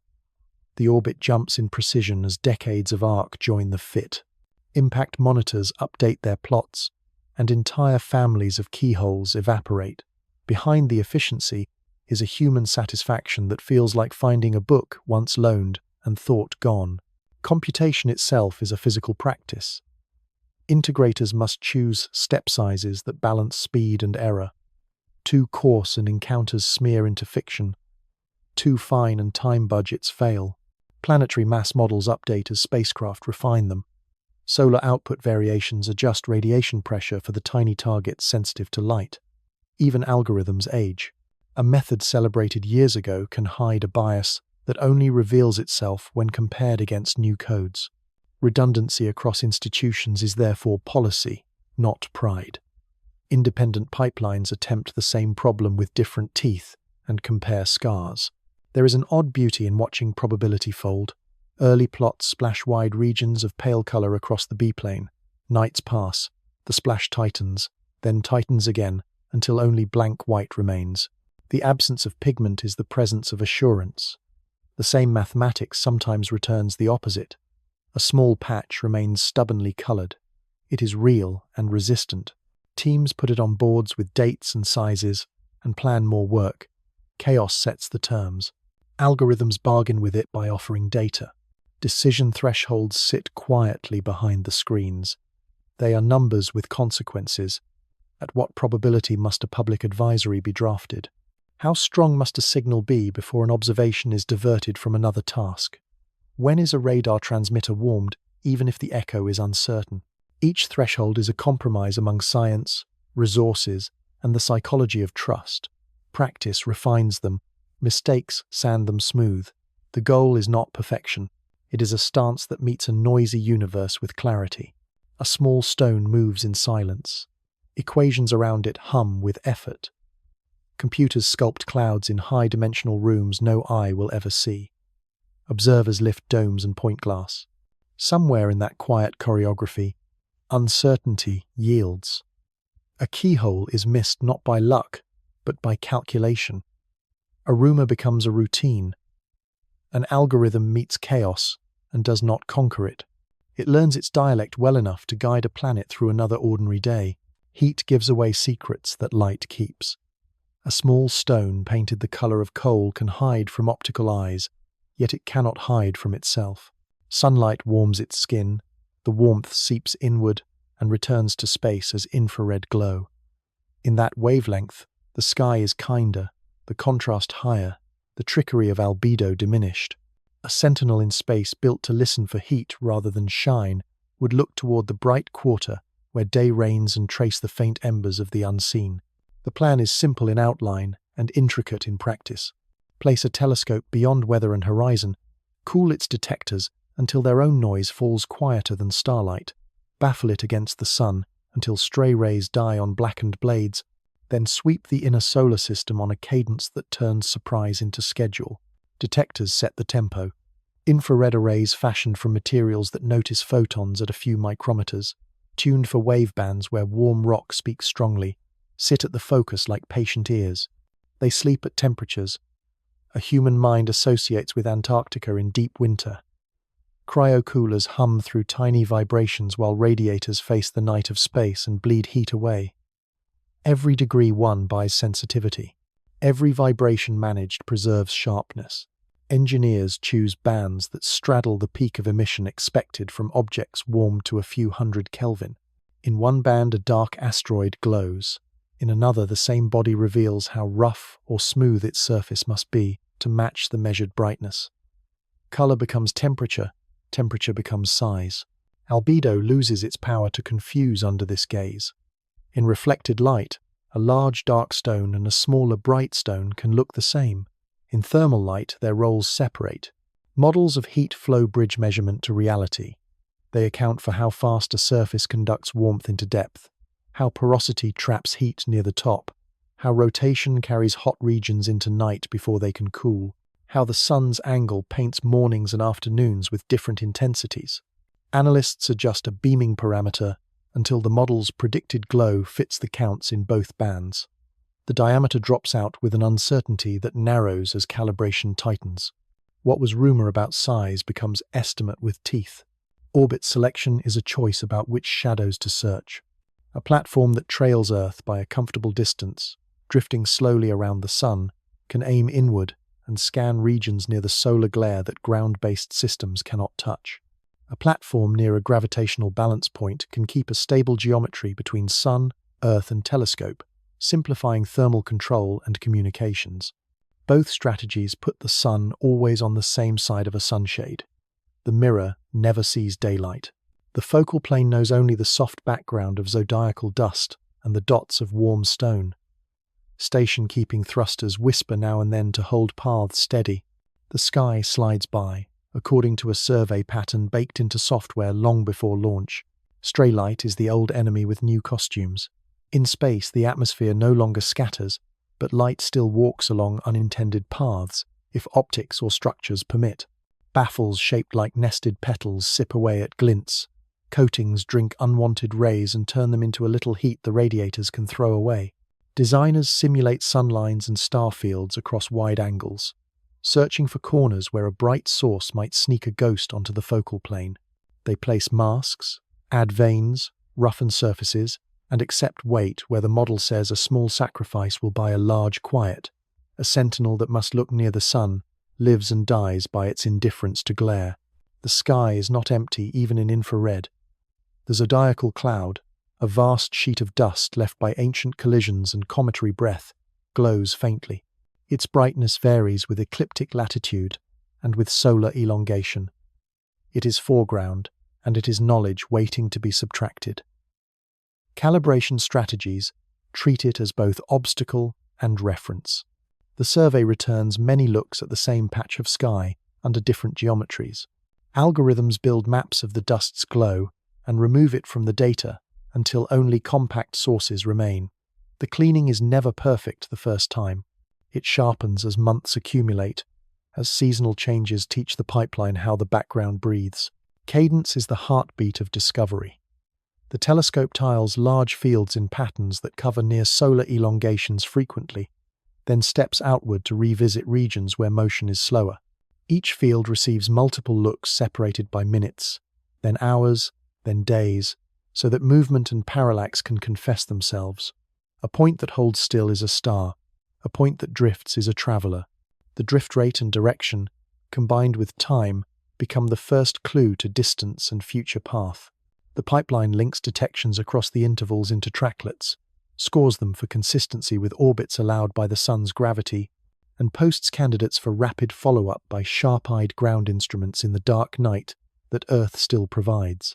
Data travel along a chain that must be sturdy and quick. Raw frames leave the spacecraft by a beam of radio and land at a ground station, then run through calibrations that remove detector quirks, flat field gradients, and cosmic ray hits. Difference imaging subtracts yesterday from today to make moving points stand out. Machine learning systems trained on years of false alarms, and true movers mark candidates and flag artifacts. Human reviewers sample a fraction to ensure the software has not learned a new mistake. The rest of the world hears of the best candidates within hours. Coordinates and brightness flow to observatories that can refine positions and turn short arcs into orbits reliable enough to visit again. Completeness is a promise measured across diameters. Goals are written as percentages of objects above a certain size that will be found within a span of time. Large bodies glow bright and are easy to tally. Smaller ones test the sentinel. For the class that breaks windows and tests grids, completeness depends on the sensitivity at small elongations and the persistence of the survey through seasons when geometry is unkind. Planners trace heat maps of detectability across sky and distance, then layer real constraints on top. Downlink capacity limits how much sky can be sent each day. Radiation storms demand brief naps for safety. Micrometeoroid showers ask for cautious pointing. Through it all, the promise is kept by redundancy and by margins placed in design to survive the unexpected. Synergy with ground surveys increases reach. Optical telescopes on mountains catch distant objects at night with wide fields and deep exposures. The infrared sentinel sees what they miss near dawn and dusk, and it feeds them targets to chase in darkness where precise astrometry is easiest. Radar dishes wait for geometry to favor them, then engrave a few chosen bodies with range and speed. Occultation networks stand ready to measure silhouettes as a target blinks a star for a heartbeat. Each discipline completes a circle that begins with heat found near the sun and ends with orbits so tight that years of future positions can be drawn with a steady hand. The instrument also returns a harvest of properties that feed models of population and origin. Diameters and albedos together build distributions that tell how many dark bodies share space with bright ones, how many porous survivors of ancient collisions drift among more compact cousins, how thermal inertia varies with size and distance from the Sunday rotational light curves in the infrared reveal how shape and spin distribute surface temperatures across the day. A body that radiates more strongly from afternoon terrains than expected hints at roughness or craters that trap sunlight and release it slowly. These quiet inferences enter hazard models by way of the Yarkovsky drift that depends on thermal behavior. Better thermal parameters improve long-term forecasts and prune imaginary threats before they sprout into worry. Software must be as disciplined as optics. False positives take many forms. A cosmic ray hit on a hot pixel can mimic a moving point when frames are aligned for synthetic tracking. Ghosts from bright stars walk with a cadence that feels like motion. Glints from distant spacecraft draw lines that resemble streaks from fast travelers. Classifiers learn these habits and maintain humility by accepting periodic retraining on fresh data. Blind injections, where synthetic moving points are salted into real frames without the pipeline's knowledge, keep performance honest. The aim is not only to find everything real, but to do so with enough confidence that follow-up time is not squandered. The Sentinel is also a teacher for future missions. Long arcs of on-orbit performance reveal how coatings age under ultraviolet light, how baffles survive micro-impacts, how cryocoolers perform under years of duty cycles, how radiation leaves its signature on detectors and electronics. Lessons move forward into the next generation, into wider fields, colder optics, smarter pipelines, more ambitious cadences. Each improvement arrives in percent gains that add up across a decade into real reductions in blind time and blind space. A day in the life of the Sentinel is unromantic and profound. It wakes into sunlight it never sees, steadies its pointing, and paints rectangles across a sky that turns with a rhythm set by orbital dynamics and survey design. It hears whispers of heat from stones that would otherwise remain rumors. It sends those whispers to a planet that has learned to listen. Somewhere, downstream, a plot of risk falls by a notch because a detection arrived early enough to move probability away from a city. The victory leaves no crater to photograph. It leaves a normal day intact, which is the most precious artifact a telescope can preserve. Failure modes are acknowledged with the same calm. A wheel can seize, a cryocooler can tire, a detector can grow hot pixels where clarity was needed. Redundancy is not a luxury. It is the means by which a survey promised for years survives to meet its charted completeness. Ground teams rehearse contingencies until the novel becomes procedural. The sun remains patient while engineering recovers its footing.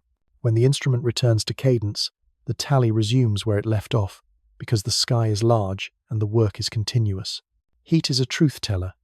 With an eye built for that truth, the planet widens its circle of awareness into the glare that once served as a refuge for surprise.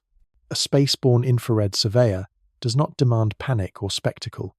It asks for patience, calibration, and a shared willingness to let prevention be invisible. In the silent arithmetic of photons absorbed and emitted, it translates warmth into warning. In that translation lives the difference between a headline and a footnote, between a city held intact and a lesson learned too late. Practice gives courage edges. A concept written on whiteboards must eventually feel the resistance of rock. The idea is simple to say: arrive early, strike cleanly, push a small body enough that years turn the nudge into a miss. The implementation is a braid of guidance, propulsion, imaging, and the patience to measure consequences long after the flash is gone. The chosen laboratory is a binary asteroid, a natural test range where a moonlet circles a larger primary. Measure the period before. Strike the moonlet. Measure the period after. Let the numbers teach momentum's behavior in rubble and shadow. A spacecraft begins as a box of instruments under a reflective skin. Inside lives a camera that must both see and steer, processors that must separate a moving target from star fields and hot pixels, thrusters that must obey without hesitation, and a bus that must survive vacuum, sunlight, and the sing of charged particles. The plan is to surrender autonomy in the final minutes. On approach, A navigation algorithm learns the shape and pose of the moonlet from images alone, then slews the body of the spacecraft so that the camera keeps the target centered, while the engine gimbals or pulses to erase errors. The last hour condenses years of engineering into seconds of intention. The world watches through a relay of images that sharpen until individual boulders show texture. The face of the target fills the frame. The last transmission is grain and shadow. Then signal ends, and physics continues without witnesses. Far behind the impactor, a tiny companion flies through the debris cone to take photographs of the plume and the newly disturbed surface. Those images are more than souvenirs. The spray of ejecta records how energy coupled, how easily the surface surrendered, how momentum multiplied as gravel and dust left the crater at escape speed and gifted an extra shove to the parent body in the opposite direction. Within days, telescopes measure the heartbeat of the binary again. When the moonlet disappears behind its primary, the light curve dips. When it emerges, the light curve rises. Count those intervals, and the orbital period returns like a drum. The number is shorter by a meaningful margin, on the order of half an hour. That reduction is the experimental proof that a kinetic strike can tune an orbit. The result carries the nuance that theory predicted, but could not guarantee. The impact geometry matters, the surface geology matters, the crater's shape matters, ejecta leaving low gravity matters twice, as mass subtracted and as reaction mass. Momentum transfer becomes a symbol named by a single Greek letter. It is the ratio of the net change in the target's momentum to the momentum delivered by the spacecraft alone. A value of 1 would mean no help from ejecta. A value greater than 1 means the plume did work for the team. The measured change in period, once mass and geometry are folded in, indicates that ejecta amplification is real for rubble piles under low gravity. This is good news for planetary defense, which wishes to buy as much deflection as physics will sell for the price of launching a single impactor. Numbers require context to grow into a playbook. How strong was the surface? How deep did the crater cut? What is the mass of the moonlet, and how is that mass distributed? Remote observations give hints but not answers. A second mission follows on a slower, deliberate arc. It carries high-resolution cameras, a LiDAR for range and shape, a radar for sounding the interior, and small companions designed to inspect from very close range. It rendezvous with the binary and settles into loops that let it map every boulder and slope. The aim is forensic. The crater must be measured, the mass of the moonlet determined from how spacecraft orbits precess, and the internal structure inferred from seismic echoes and subtle gravity gradients. Surface images reveal a texture of blocks and fine regolith. The crater is not a crisp bowl cut into bedrock. It is a wound in a pile, with displaced material and scars where boulders shifted their loyalties. If voids honeycomb the interior, seismic energy would have rattled and damped quickly, leaving local rearrangements rather than global ringing. Those details matter because future targets will differ. A monolith would respond with a different crater profile and a different plume. A highly cohesive object would resist and hand back a smaller momentum enhancement. By studying the experiment's patient aftermath, engineers learn how to tune the choice of impact, angle, speed, and strike point for different bodies. Navigation on arrival writes its own chapter of lessons. The moonlet's shape is irregular. Its gravity field, a beast of nuggets and holes. Orbits that look stable in a point mass model can intersect hillsides when reality applies lumpy tug. Flight controllers dance the spacecraft through Terminator-lit passes, mapping the hillshade before committing to lower tracks. The maps that result become terrain models for simulators that test what a future impactor would see if it targeted a particular boulder field. Clarity replaces guesswork. Risk margins shrink, and with them launch mass can be allotted to either stronger guidance or a heavier impactor. Thermal behavior on the surface enriches the book. Infrared imaging at different local times shows which slopes store heat and which release it quickly. That pattern influences the Yarkovsky drift, a cousin of deflection that acts naturally over decades. If a mission ever needed to combine a kinetic push with a curation of spin state, knowledge of how heat flows across the regolith would help decide when during the target's day to deliver a strike. It would also favor whether a gentle follow-up as a gravity tractor could be used, hovering nearby to lend a steady tug by mutual attraction, tidying the last millimeters per second into a path that clears future keyholes. Alternatives remain in the toolbox for cases where a kinetic hit is unwise. A surface too fragile might prefer an ion beam shepherd, a spacecraft that fires a gentle stream of ions past the surface and thus transfers momentum without touching. A target with volatile ices near the exterior could respond to laser ablation or concentrated sunlight, creating its own jet to push itself over months. These methods demand power, patience, and proximity. They also demand reconnaissance like the forensics mission provides. No one wants to bet on a method unsuited to a target's temperament. Legal and diplomatic questions orbit the engineering. A deflection decision would cross borders and oceans, and the altered trajectory would carry implications for nations far from the strike point. Practice missions build the habit of transparency. Data are shared, uncertainties published, credit distributed. Exercises run with international participation, using the numbers from the real impact and the real crater to seed scenarios. Agencies rehearse how to phrase probability, how to speak about momentum enhancement without jargon, how to coordinate launch windows when weeks matter and weather is its own sovereign. Education is not a side effect. It is a target. Students watch the tiny plume on a classroom screen and then choose majors that lead them to orbital mechanics. Citizens see numbers instead of rumors when a headline uses the language of period change and impact geometry. The narrative of practice travels gently into living rooms and creates a baseline of trust for a future when stakes might be heavier. The image of a small craft giving a moonlet a nudge becomes a modern parable about preparation outweighing panic. The long tail of analysis continues in journal pages and code repositories. Teams revisit the period change as dust clears and the binaries dance settles.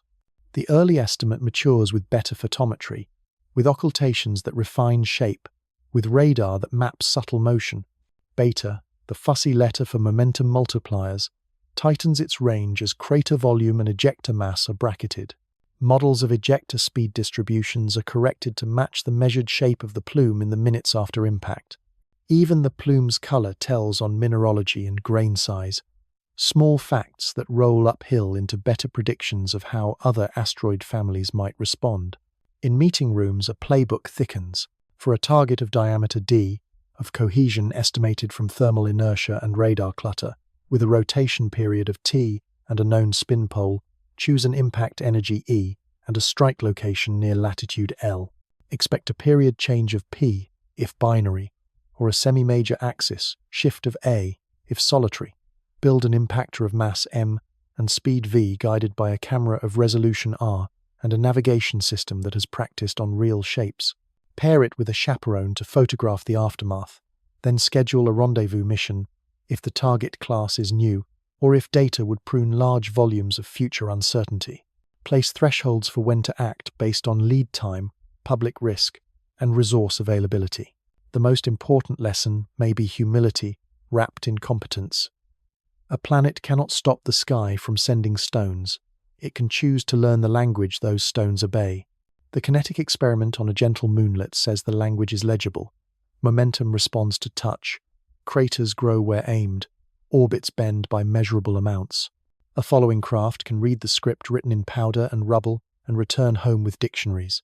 The next time a number rises on a risk plot, practice exists that spans the chain from discovery to alteration. It is no guarantee.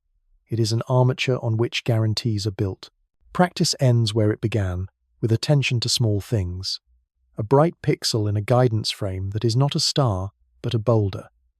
A change in brightness at the right cadence to be an eclipse. A limb that looms larger than the model predicted.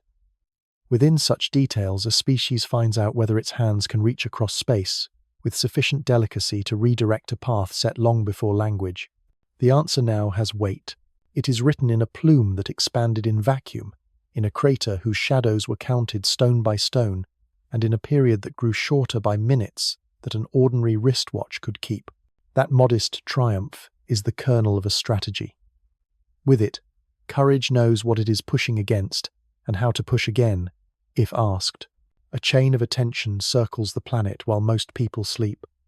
It is not a single room or a single screen. It is a weave of centers that share sky coordinates, uncertainties, and plain language summaries through formats taught to computers and humans alike. The pulse is gentle. A new object enters the ledger, a risk score shifts by a decimal. A past tomorrow asks for one extra radar hour. Messages travel in text that fits on phones, and in files that plot ellipses the size of continents. The network's virtue is not speed alone, it is restraint. Alarms are rare, rehearsals are many, and thresholds are explicit so that urgency is never improvised. Alert levels are built like ladders with rungs close enough for careful feet. At the bottom, live routine notices, the ordinary churn of discoveries that merit follow-up and curiosity. Higher rungs describe events that ask for coordination, such as a close pass that benefits from radar, or a new object with a corridor that brushes a populated latitude in a decade. The top rung waits for the day, when a probability sends a sliver of color across a city in the near future. That structure lets the network breathe without hyperventilating. Each rung carries predefined actions, points of contact, and time limits. The actions may be simple, a reminder to collect more astrometry, or complex. A meeting between agencies to consider navigation windows for a deflection mission years away. Drills fill the calendar like tide tables. Tabletop exercises gather analysts, communicators, emergency managers, airspace controllers, and maritime planners into rooms where the hypothetical is treated as a contract. A scenario begins with a modest detection near the sun's glare, adds a week of clouds over several observatories, then asks the room to decide where to put scarce telescope time. Another scenario assumes a late discovery of a small intruder, with a likely airburst far offshore. It asks who drafts coastal advisories, who adjusts flight routes, who speaks to shipping companies about temporary zones to avoid. The value is not theatrical. It is muscle memory made of email lists, bilingual templates, and a shared sense of what words like likely and credible mean when hours are short. Standards are the language that allows quiet voices to be heard. Coordinates appear in a common reference frame. Times are stamped in a timescale that plays no favorites with time zones. Uncertainties are expressed as confidence contours rather than wishes. Public messages adopt a structure that separates what is known, what is unknown, and when the next update will arrive. The separation is not cosmetic. It is the difference between trust and rumor. When the cadence of updates is stated in advance, newsrooms learn to wait for the hour when the graphs will change. When a map shares color in a palette that has been taught to the public, confusion retreats because the meaning of each shade is not invented on the spot. Translation is a physics of its own. A term that calms in one language can unsettle in another. The network maintains glossaries that link technical vocabulary to phrases that fit a culture's habits. In some places, a number without a story will be ignored. In others, a story without a number will be doubted. Drafts of advisories are vetted by local partners who know which metaphors move people and which metaphors cause needless fear. A single sentence about staying away from windows can save thousands from injury. If it arrives in a tone that never condescends and if it is repeated by voices that a neighborhood recognizes. Misinformation is anticipated, not lamented. The channels that carry weather rumors and miracle cures will carry sky rumors too. The response is not scorn, it is speed and clarity. When a false trajectory circulates, the network replies with the real one, paired with a short explainer about how the false map was likely made. When a conspiracy claims that information is hidden, the network points to archives where calculations can be run by anyone. The habit of openness is not a hobby, it is armor. It lowers the temperature in rooms where fear would otherwise dictate the narrative and gives the undecided a place to stand. Bureaucracy can either be a wall or a scaffold, and the choice is made long before a hard week arrives.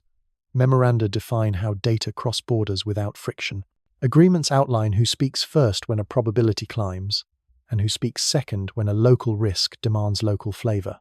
Legal advisors sit near engineers, shaping language that is faithful to physics and safe under law. Insurance and finance specialists are not ornamental. They bring models of cascade risk, how a temporary port closure or a grid interruption feeds into supply chains. Preparedness that includes them prevents second-order harms from eclipsing the first. The emergency management community contributes a vocabulary of thresholds tied to action. At a low probability and a high-yield energy, the instruction may be to monitor and ready certain assets. At a higher probability and a lower yield, the instruction may be to prepare hospitals for laceration waves and eye injuries. Granular guidance arrives as maps with rings of overpressure and timings. Schools know whether to hold students in interior hallways or to dismiss early. Transit systems know whether to pause at certain minutes to keep passengers away from windows. The prescription is not universal.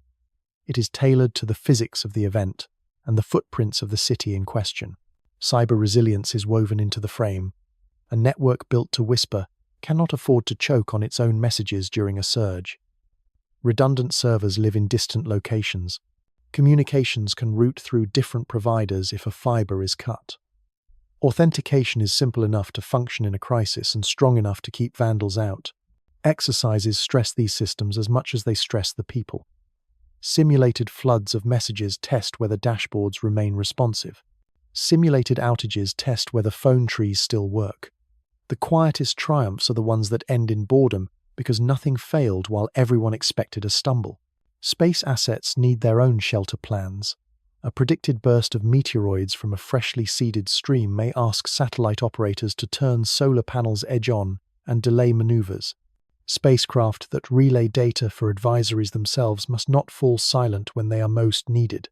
Nighttime passes over critical ground stations are prioritized. Backup paths through non-critical relays are practiced until they feel ordinary. The sky is not a single domain. It is layers of responsibility that can either trip each other or steady each other, and only practice decides which. The network leans on open tools. Orbits can be recomputed by universities and hobbyists using public software fed by public measurements. This redundancy is a check on errors and a community generator. A student who verifies a risk map learns not only orbital mechanics but also civic language. A teacher can build a lesson around telescope time as a shared resource and decision-making as a science of its own. The more eyes that can run the math, the fewer shadows in which poor narratives can grow. Libraries of scenarios keep the muscles from atrophying. Some are small and local, a single town under a weak shockwave, an offshore event that tests harbour closures. Some are large, a continental advisory that coordinates 3 time zones and languages while keeping aviation running. Each scenario adds a page to a cookbook that does not pretend to be predictive. It is a collection of procedural recipes that have already been tasted, edited, and written in a script clear enough to pick up under stress. The aim is to make the extraordinary feel administratively ordinary, so that novelty is confined to the sky and not to the paperwork. Trust arrives on the back of small favors remembered. A meteor that produced a bright night was catalogued and its path posted in a friendly format. A local astronomer was credited in a regional news article. A mayor received a clear call the day before a drill. These details accumulate. When a hard message must be sent, it lands on a cushion of familiarity. The same principle operates upward.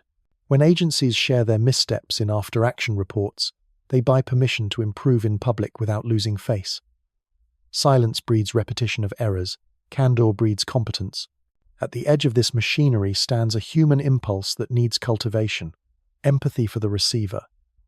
The best plot is useless if the person who needs it cannot read it. The best sentence is noise if it arrives during a commute without a companion instruction. The network measures not only orbital parameters, but also response times, message open rates, and the half-life of public memory. It learns when to refresh knowledge without fatiguing people. It teaches in seasons when the skies are calm, so that people can listen when the skies are not. The network that whispers is a paradox in a loud age. It works so that silence can prevail where loudness would have entered. It makes normal days by coordinating the rare ones. It builds corridors through which data can move without friction, through which decisions can travel without ego, through which instruction can reach those who will make the difference between injury and safety. It does not own the sky, and it does not need to. It owns the craft of attention, shared carefully, rehearsed often, and exercised with the humility that comes from knowing how much is unknown. In that craft, alarms do not need to shout. They need only to arrive on time, in the right words, to the right hands. Speculation begins at the border, where models fall quiet, and observation offers more questions than constraints. A planet that watches stones must admit other possibilities. Not all travelers are neatly carved from basalt or glued from ice. Some may be shavings from processes that have not visited this system in eons. Others may be the work of hands not yet known. Caution is the lens. Curiosity is the light passing through it. Between the two lives, a field of thought that tests ideas without falling in love with them. Interstellar debris is the first province in that field. Planetary systems build, collide, and shed. Giant worlds migrate through birth disks and act as brooms that sweep rubble outward into long arcs that escape their stars. Each spiral arm of the galaxy holds the dust of 1,000,000 such cleanings. A small dark shard that drifts past a sun is less a messenger from mystery than a census taker's mark. Yet variability is a truth. Not every shard is rock or water ice. Carbon-rich solids knit themselves into tarry mantles under radiation. Nitrogen ice can form in cold factories beyond the frost line and survive for ages under a skin of darker crust. Metal grains welded by impacts can fuse into shapes that will not broadcast their origin through ordinary spectra. A telescope that stares at a faint point measures photons and silence in equal amounts, and the silence must be given an honest seat at the table. Porous aggregates tease the line between object and cloud. Imagine a body with the density of aerogel, a foam of dust so open that sunlight pushes more mass per gram than a compact stone would feel. Such a traveler would respond to radiation pressure in ways that look like a small rocket hidden within. It would redden light differently, polarize it oddly, and spin under faint torques that familiar boulders would ignore. The physics of such fluff is not witchcraft. It appears in laboratory grains and in the trails behind comets. Scaling it up to meter or 100-meter sizes is the leap. If nature stitches such fragile statues, a survey could mistake them for something guided until patience collects enough data to fit a prosaic shape to the curves. Electromagnetic sails belong to a neighboring square on the chessboard. Solar photons carry momentum. A sheet built to drink or reflect that stream can surf it. A natural sheet could be born from layered ices and dusts peeled thin by tides near a sun, then refrozen into a membrane that remembers that violence as an odd geometry. Signals would be subtle. Non-gravitational accelerations would not fit the typical temperature-driven laws of outgassing. Spectra would look bland. Albedos would mislead. A civilization fit for wonder must test such explanations against the discipline of what thermal models can tolerate. When patterns fit without fibbing, physics returns the smile. When they do not, the explanation goes back in the drawer, and patience asks for more photons. Artificiality is the mirror that imagination lifts reluctantly. It does not accuse the sky of artifice.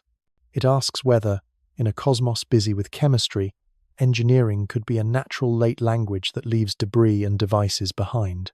A thin object reflective enough to ride light would be an existence proof that a tool can masquerade as a rock. Modulation in a trajectory that repeats at intervals suggestive of control would raise eyebrows, yet no signal of intention has been seen at scales that matter. In this territory, the discipline is simple to say and hard to practice. Extraordinary claims require measurements that can survive adversarial reading, and a community that enjoys being wrong in public because the lesson is worth the blush. Black swan physics is a phrase used quietly in corridors. It does not mean breaking laws. It means being open to corners of parameter space not yet explored. Exotic ices can underperform or overperform in outgassing if the microstructure of pores traverses a critical threshold. The dielectric properties of dust can couple to sunlight in ways that alter how momentum transfer plays across surfaces. Magnetic particles can align under interplanetary fields and change light curves. None of these turn the world upside down.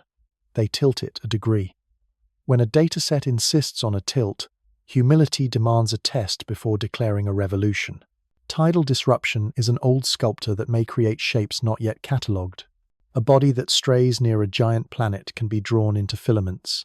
then reassemble into wobbly loaves that hold together with just enough gravity to pretend coherence. Their rotation states would be odd. Their thermal response would have phase lags that trouble simple models.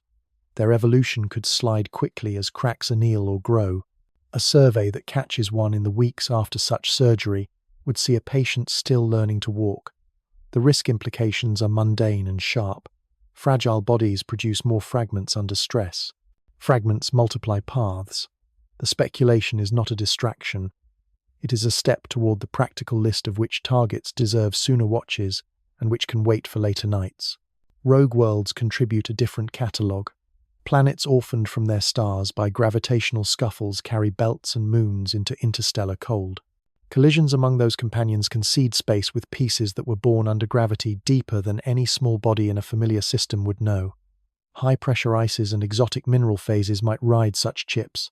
Their spectra would be unfamiliar, their densities odd, their fracture patterns unpredictable. Encountering one would be an opportunity and a nuisance. Opportunity for materials science in the sky. Nuisance for any plan that assumes regolith behaves within a well-travelled menu of responses. Panspermia, as a mechanism for life's travel, is an idea that toggles between romance and calculation. For hazard, its relevance appears in dust. Biological matter changes how grains absorb and emit light. Organic rich coatings alter albedo and emissivity. The net effect is prosaic in the ledger. Detection pipelines must not overfit brightness to size without checking thermal color, and laboratory spectra must include mixes that embarrass simple assumptions. In culture, the idea that seeds drift between stars feeds a hunger for continuity. Science gives it a narrow pathway through survival and timescales. The debate itself is useful because it trains language to separate what can be tested from what is simply a beautiful sentence. Miniature black holes roam the edge of speculative astrophysics. If any exist in masses small enough to pass through a planet without fanfare, their detection would be an achievement beyond the scopes built for stones. The gravity they would exert on nearby pebbles would be microscopic at the distances relevant to surveys. Their signatures would live in domains of particle detectors and subtle geophysical anomalies far from the business of nightly sky patrols. The discipline here is to assign such ideas the correct weight. They are thought experiments that stretch minds, not tools one reaches for when a light curve misbehaves. Mirror matter and other exotic candidates form a last ring of thought experiments. They serve to test the limits of inference. If two very different compositions can produce the same photometry and motion under certain circumstances, then the analysis must remain humble. The guardrail is reproducibility. If a model requires too many adjustable parameters to fit a small set of points, Occam's razor nicks it and sets it aside. If a model predicts a future behavior that later occurs, it graduates. Speculation earns tenure only by surviving prediction.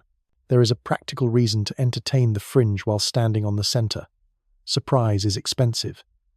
A deflection mission that assumes one material and meets another may fail gently or fail loudly. Reconnaissance that imagines too narrow a band of possibilities will under-instrument a target and learn little even while arriving bravely. By sketching the space of what might be, planners ensure that payloads carry the sensors that can collapse ambiguity quickly. A radar tuned to see through porous skins. A spectrograph with the lines for weird ices. A thermal imager calibrated to catch emissivity that slides with angle and texture. The list is not glamorous. It is a shopping guide for clarity. Language must keep pace. Words like rock and ice are metaphors simplified for comfort. Materials present a palette of microstructures that behave as communities rather than as single crystals.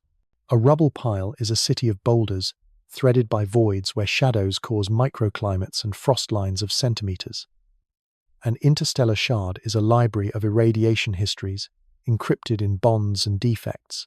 When discourse admits those complexities without drowning in them, audiences learn to take comfort, not in certainty, but in competence.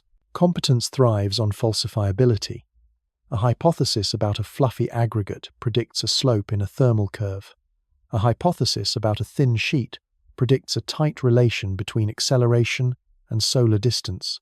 A hypothesis about a nitrogen-rich shard demands a spectrum that lingers near particular bands.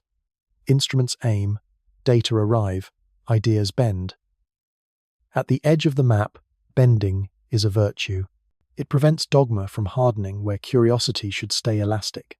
At night, a sensor notes a faint rise and fall in light that suggests a rotation far slower than gravity would permit for a compact stone. The finding does not rewrite the universe. It writes a to-do list. Check for tumbling, check for porosity, check for jets timed with sunlit patches. A season later, the answer narrows to a shape, a spin, and a texture that together make sense. Speculation exits gracefully, having served its purpose of keeping eyes open to options. That is the service imagination renders when yoked to measurement. A planet that can dream responsibly about what comes from the dark owns a better chance of meeting it well, not by leaping to the exotic at every strange plot, not by rejecting surprise with a shrug, rather by holding a posture of readiness that includes the unusual without granting it squatter's rights.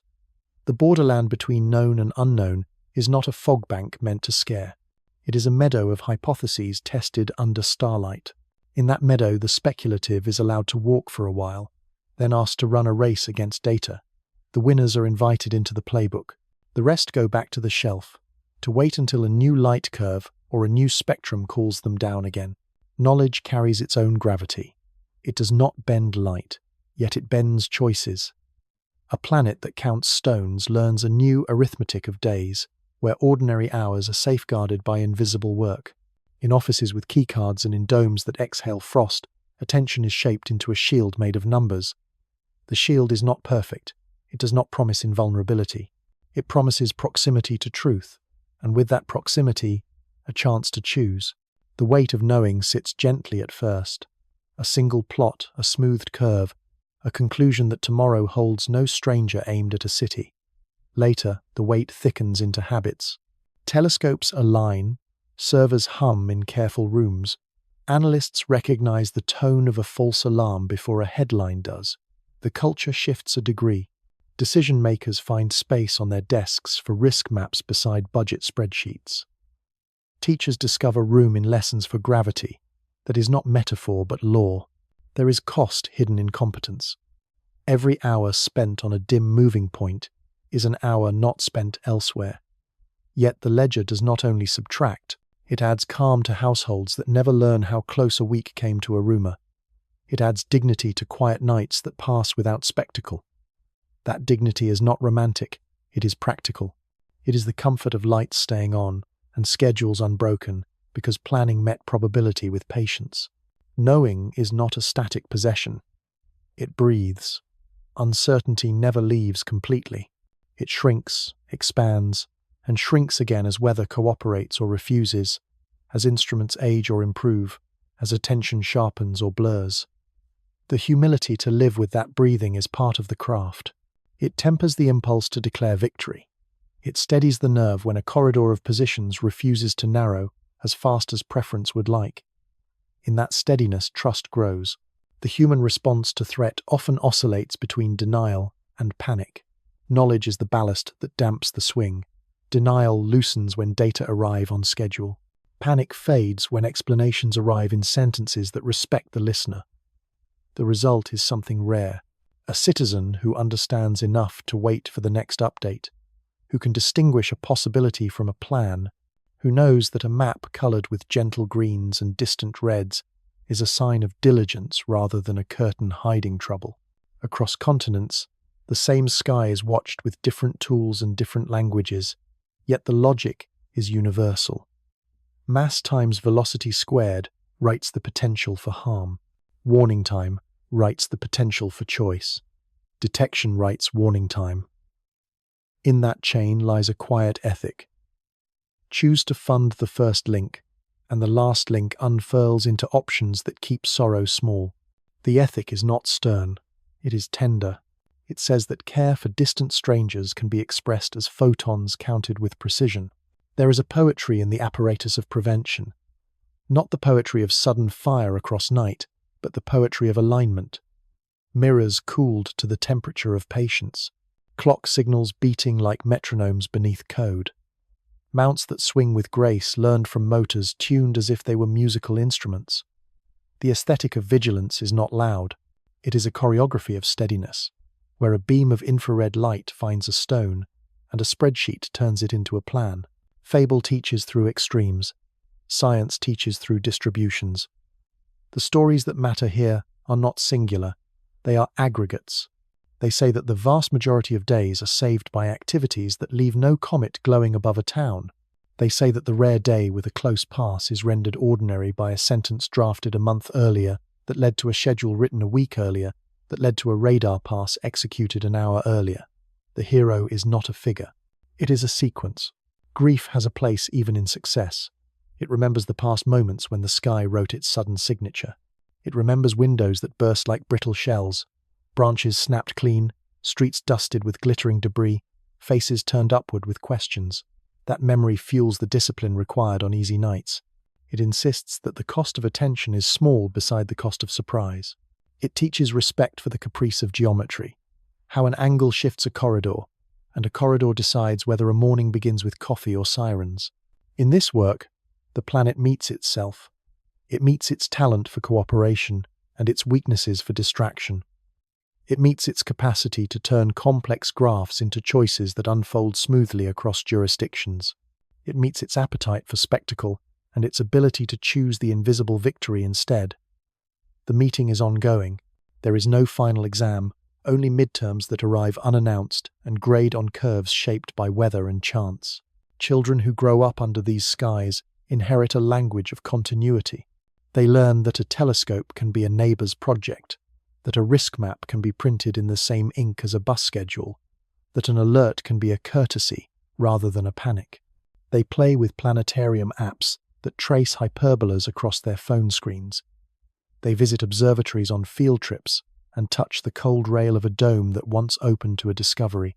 They come to understand that guardianship can be quiet and shared, that awe and responsibility can live in the same sentence without elbowing each other aside. The night remains vast. The galaxy continues to commute ice and stone along routes indifferent to blue and green. The instruments that listen remain small by comparison. That disparity would be cause for despair if the question were conquest. It is not. The question is conversation.